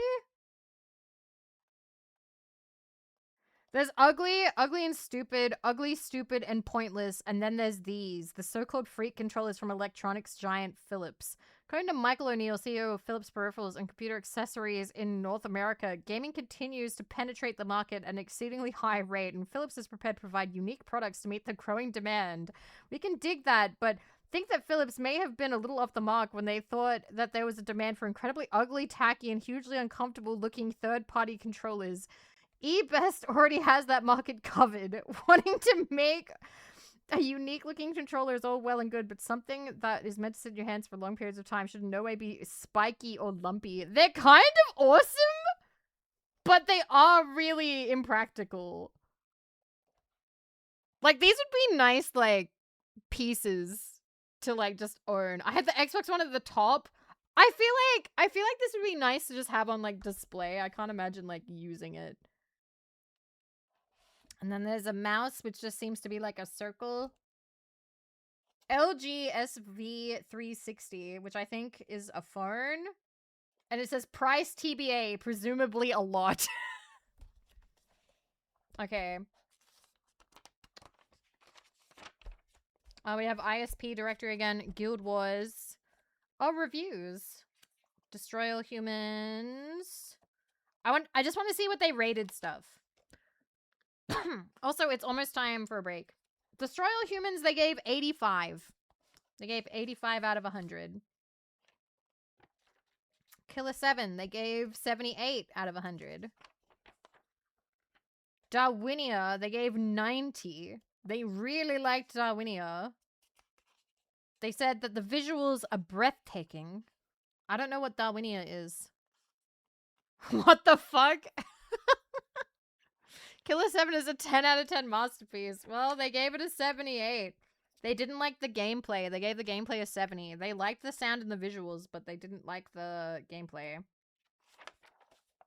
Freedom Force. I'm gonna snooze ads just once because I want to be able to just go through this. Freedom Force versus the Third Reich, 88. Dungeon Lords, 46. They hated it. Daniel Wilkes managed to finish this review. They really hated Dungeon Lords. Shit. Alright. Oh, Cromartie! High school. Oh my god. Imperial Glory, 74. Dynasty Warriors, 5. They gave a 71. Enthusia Professional Racing 68, GTR Racing Game 85, WWE WrestleMania number 21. They gave us 60. Oh, Scrap Princess! I would see this all the time, and I wanted it, but it was never available. And then when it was too expensive, and I still have not watched it. I'm sure I could find this and watch it online now, but like, shit. Pack Picks, which seems to be like a Pac-Man thing. Need for Speed Underground 2, which is 57. Oh my god, Mahoramatic! Oh, I had the manga for this! I have the manga for this. Sopranos Pinball. Cool. I didn't realize that they had reviews for Pinball. Okay. Oh, it's DVDs. There's the DVD for Doctor Who, Series 1, Volume 1, Twilight Samurai, The Aviator, Nip Tuck Season 2, The Motorcycle Diaries, Chromatier High School, which they gave a 9, and Steam Boy, which they gave a 6. They did not like it. What the hell? Wave Aid, Tsunami. Oh, right. Tsunami Relief Concert featuring Midnight Oil, Powderfinger, Silverchair. Silverchair was the band in Mixtape, guys. I told you. They were famous here. John Butler. Oh, my God. John Butler Trio. Holy shit. I remember John Butler Trio. No fucking... My mom loves all of these bands. What? The Wrights, Finn Brothers, Pete Murray, Casey Chambers, Nick Cave, Missy Higgin, okay, and the Whiffs. Yeah, Midnight Oil and Powderfinger would have been like the big draw at that time. Holy shit. I can't even remember what John Butler Trio, like the music they did, but I remember seeing them around all the time. Yeah, Silverchair's from Newcastle. Anyway, there's the big anime spread. One of the most common terms you'll hear when discussing anime is fan service, but what exactly does it mean? To be honest, there's no hard and fast definition, only a big and most definitely bouncy general framework, a sly glimpse of cotton meaning under... okay. Cotton meaning under the short skirt that is anime. In essence, however, fan service is, as the name suggests, something for the fans. You'll most often hear it discussed in relation to TNA, panty shots, pendulous cleavage, and nudity in anime, but it can also be related to other obsessions, like attention to detail of mecha designs, guns or cars, or in self-referential material that only hardcore fans would ever get. In other words, it's content that isn't strictly necessary to further the plot. It's designed to excite the audience, to give some payoff for getting wrapped up in the characters or world. So fan service can encompass a wide array of subject matters. It's not just TNA. We're learning things. As you can probably tell from glancing at this spread, Hyper's little introduction to fan service is going to be focused on the bouncier side of things. We spent the last month or so watching fan service heavy anime, The Things We Do, Sigh, just to bring you a snapshot of what's worth watching while avoiding those series that just use jiggling to try and distract you from how little there is to like about the show. There are a few series that really stand out in our minds for being great shows first and foremost, but also serving up big heaping bowls of delicious fan service. Take Read or Die OVA, for example. Not only is it super cool and stylish with a crazy plot and devastating action sequences, but it's also takes every available opportunity to highlight each character's assets and their mobility. Great stuff. And hey, same goes for Burn Up XS, and to a lesser extent Burn Up W, who's all-female, all-hottie cast. Oh, except for the token guy who just fawns over Rio all day. And why is that token guy so often has a camera in hand to record the action? Not only kick serious ass, but look great while they're doing it and have more bounce than a trampoline, which is always accompanied by the requisite boing bass drum sound effect. But you know what? Maybe flagrant. Hell, there's even a jiggle counter that you can activate on the DVDs. But Burn Up Excess is also great fun. I love this. This is great. This is fantastic. The fan service is definitely part of the charm and part of the humor. Bubblegum Crisis 2040 is another classic example of a series starring an essentially all-female cast of luscious-looking ladies with big old bazookas, where the form-fitting suits and scenes in various states of undress only add to what is already a fantastic show. But it's not just about hot chicks who fight crime. There are many other genres out there that revel in fan service. For instance, have you noticed how many shows there are where a geeky guy ends up with a hot robot babe who invariably has big assets, a maid outfit of some description, and a penchant to do whatever aforementioned geeky guy wants? There's stacks of them. Although not as many as shows where prepubescent kids get to control giant robots. To name a few, the Steel Angel Kudumi, where the archetypal geek boy activates super hot and super-powered robot by kissing her, leaving her madly in love with him, constantly clutching him against her breasts. There's Chobbits, where the I don't think Chobbits is exactly the same, but okay. I guess, yeah, she's got sex appeal. Finds the hot robot computer called Persicom on the street. I'm snoozing the ads again. I want to finish reading this. On the street and activates her by literally feeling her up, from which point on she has only eyes for him and must be taught the ways of the world. Perhaps the most over the top, however, is Mahoromatic, where the archetypal geek winds up with a hot maid robot who was formerly a kick-ass combat android and now wants nothing more than to look after him and bathe with him every day. This, mystifyingly enough, is spiced up by the geek's well-endowed school teacher who is madly jealous of the robot and wants to show the geeky lead character the finer points of the female form. Like we always say, what the hell is wrong with Japanese people? What the fuck? Excuse me, magazine. Excuse me. Damn, what the fuck? We've only touched the tip of the iceberg as far as fan service goes, but if you use this primer as a starting point, you'll be well on your way to being an expert. To see more fan service in action, check out madman.com/fanservice. Oh my god, they had a fucking page. They had a fucking URL. Oh my god. And if you want to have your say, hit the mad boards up. Oh, they had forums. And they had like the /viewtopic.php !t = 18019. Oh my fucking god. That's crazy. That's crazy. And then it ends with an ad for Madlax. Letters. The games chart. Currently, Star Wars Episode 3 Revenge Sith was #1 on PlayStation 2. Games over 50. Nintendo DS, Super Mario 64. Xbox with Star Wars 3, Revenge of the Sith again. Pokemon Coliseum for GameCube. Sims Full House for PC. Pokemon Leaf Green for Game Boy Advance for over 30. And all full price games. It was Star Wars Episode 3 Revenge Sith. Wow. And then there's Dodo again. I'm so glad we fucking read that article. Oh my god. That was... It spends most of it kind of gassing up the fan servers, and then it fucking ends it with what the fuck is wrong with Japanese people? How does an article... You'd never see that. You would never see that today. You would never see that.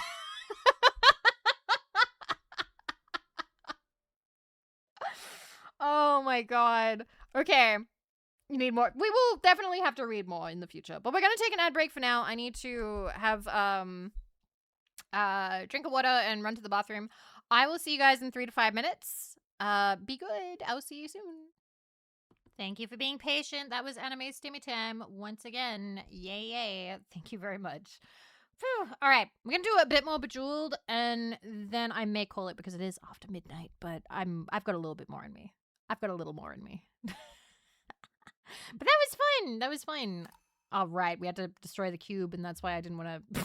That's why I wanted to read the magazine instead. These ones.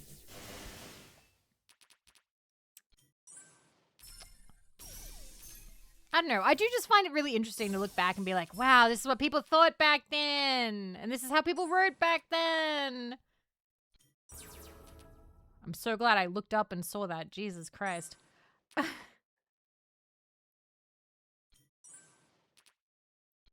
But yeah, I do hope to keep an eye out for like more magazines in like secondhand stores. Because like they do have them.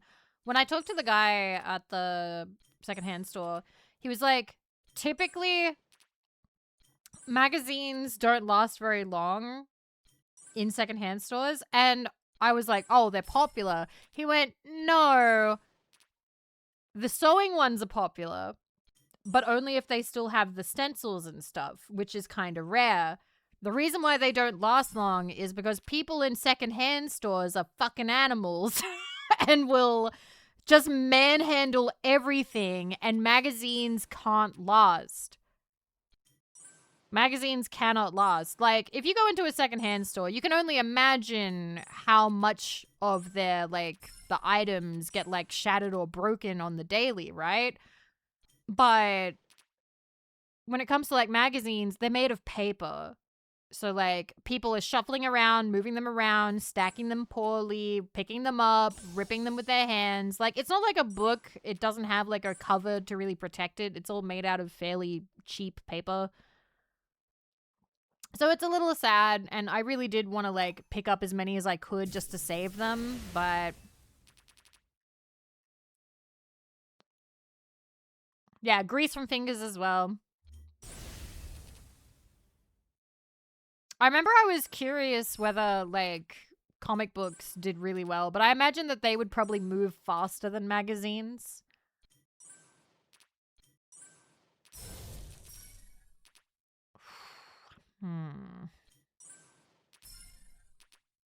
Yeah, I feel like they would need, like, to be protected a bit more, but I guess that's, like, expensive. Alright, I'm gonna blow this up, and hopefully this works. Yes! Yes! Ah. Comic books break faster than magazines. I can't remember what sort of material comic books are made out of, because I didn't buy many. I don't know if I bought any, actually. Because whenever I went to, like, a comic book store, oh my god, there's 1.5 here, and there's 1.5 there. Oh, but that's not going to work. This isn't going to work here, because if it falls down, it's just going to trigger these. Ugh.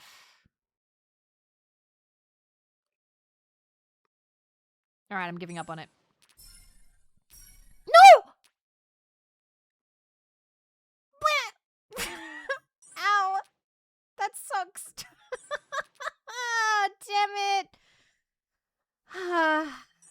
Say la vie. It happens.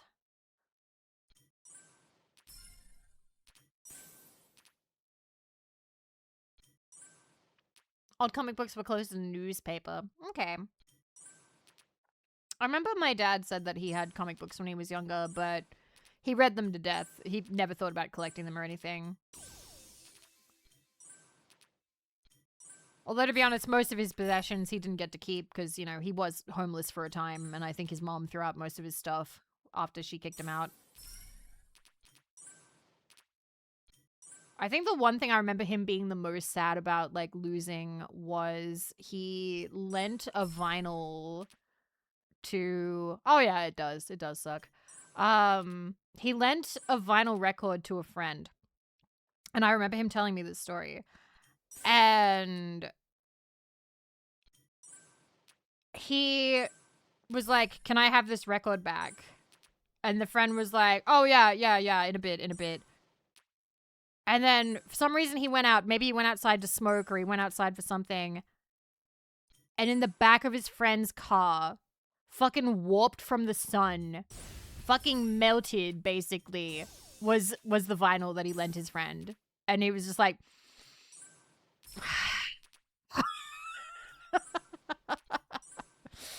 and he was like, and that's... you don't lend anything to anyone unless you're okay with them wrecking it. Which is, honestly, pretty good advice. Because I lent a lot of things to people thinking that I was doing something nice by lending them something, and then I'd never get it back, or I would get it back ruined. Like, that has happened. It happened to the Twilight book, which my friend borrowed, and then her younger brother took it and scratched off half of the cover because it's his copy and he didn't like how the embossed feeling felt. And I'm like, that was my book, you fucking little... And then there was quite a few games that I lent to ex-partner's younger siblings twice, in fact, and We never got those back. I didn't get my Game Boy SP back. I don't know where that went. Never learned games or anything. Like, if I think it is like a good rule that if you really care about something, really care about it, like it matters a lot to you, don't loan it out. Like, if something matters to you, you keep it.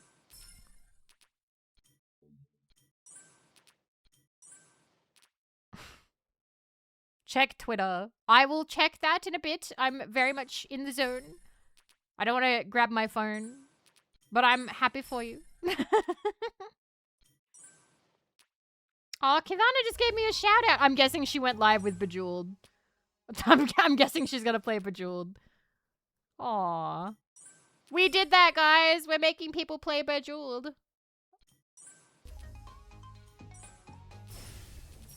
Woo. But yeah, I did see you ask why he got kicked out, why my dad got kicked out. I can tell you, honestly, like, it's not a crazy story, but it does suck. He didn't get along with his younger brother. He never got along with his younger brother. And he and his younger brother got into a verbal argument. And his younger brother, my uncle, went, oh, if you don't, like, stop or if you don't whatever, I'm gonna tell mom you're hitting me. And my dad was, I believe, either 17 or 18 at the time. And grandmama, his mother, walked by and went, are you hitting him? And he went, no. And apparently that was just a final straw and kicked him out. And my dad was very adamant. He was like, I was not hitting him. I never hit him. But he would tell these lies in order to get mom on side. And he was homeless. After that, he was homeless. And, like, he lived with friends. He would squat. One of his most famous stories he told us was how he squatted in the basement of an empty house that was for sale. And a couple came to check it out, and he posed as a real estate agent and showed them around the house, making sure not to show them the basement because that's where his makeshift bed was. So somewhere out there was just a couple that was like, what did you think of that house, honey? I don't know. What did you think of that house? But they never met with the real estate agent. They met with a homeless man, my dad. But yeah, for a long time, I was very, like, bitter and angry that happened to my dad. But my dad still would insist that we go see his family. Shit, we died again. For, like, events and stuff, like Mother's Day or Christmas and that sort of thing. And he was like, got feelings about it, but there's no point in dwelling on it. And I was sort of like, oh, well, like, if you got an apology and whatnot, I guess it's okay. He was like, oh, no, I never got an apology. And it's just, it's crazy. It is crazy, but it's one of those things, I guess.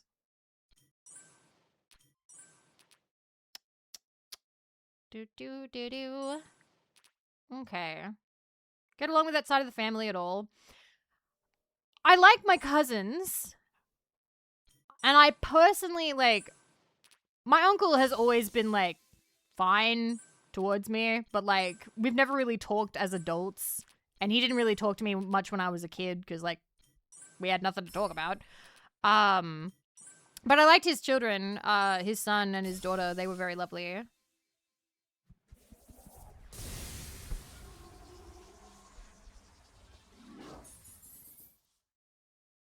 But yeah, Grandmama still scares me. My sister enjoys her company a lot. Grandmama is very old, so if I'm being honest, there's probably not a lot of years left. So my dad is like, oh, you should probably come visit. Which is sweet of him to vouch for her like that. How old is she? Pretty old. I'd say in her 90s. Anyway, fun stories. Fun stories with VTuber that you tuned into.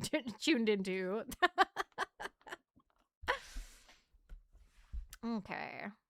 Am I good? I'm having that moment of like, why did I bring this up again?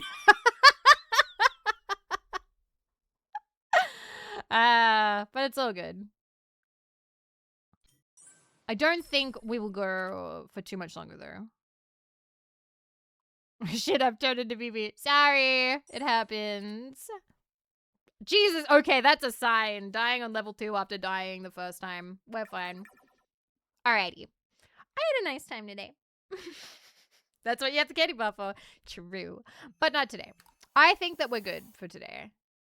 You sometimes go for the 3 sets instead of a 4 set. If you go for too many 4 sets, you run out of tiles to work with faster. The game punishes you for being too greedy. That's what I've seen. The game does not want you to go max combo, max combo, max combo, max combo.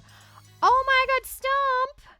Hi, we were just about to raid out. You caught us right before. Let me get you a shout out. Thank you so much for the raid. I hope you had a really lovely stream. What were you playing? It says retro. I hope it was a good stream. Hello, Raiders. Hi, I'm Vivi. You just caught me at the very end. We died twice in Bejeweled. Hello. How you doing? I hope it was a good time. We are gonna find somebody to raid. Kitaka is playing the same game like you, but she's playing the Zen. Oh, I see. Okay. Yeah, we were talking about the Zen mode earlier. I'm still playing the classic mode. Oh, I'm playing Sega Bass Fishing before work. Nice. I hope that work goes by fast. I hope it was good. But yes, thank you so much for coming by. I suppose raid train. We will find somebody to raid. Let me just take a look around. Although I am very tempted. I am very tempted to just raid into Kadana since she is also playing Bejeweled 3.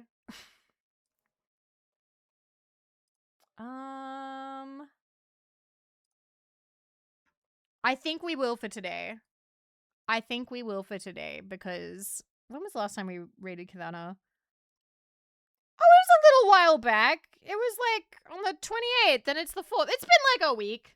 Yeah, I did. Playing a game my mom would play. I love that. That's funny. That's funny as hell. All right. We will. All right. Boop. Boop. All right. I will see you guys soon. I don't know if I'm streaming tomorrow. It depends how I feel. If I do, it would probably be like a daytime stream, maybe. I don't know. But we will see. And then, yeah, I don't know if there's anything else coming up soon, is there? And we might do it has been watch along sometime this weekend, just because I feel like it. Just because I'm feeling it. I'll try and announce it in advance if I do, but we'll see. All right. Bye-bye, guys. Thank you for hanging out. Thank you for reading magazines with me and playing Bejeweled. I appreciate it. All right. Bye-bye. Ba-cha.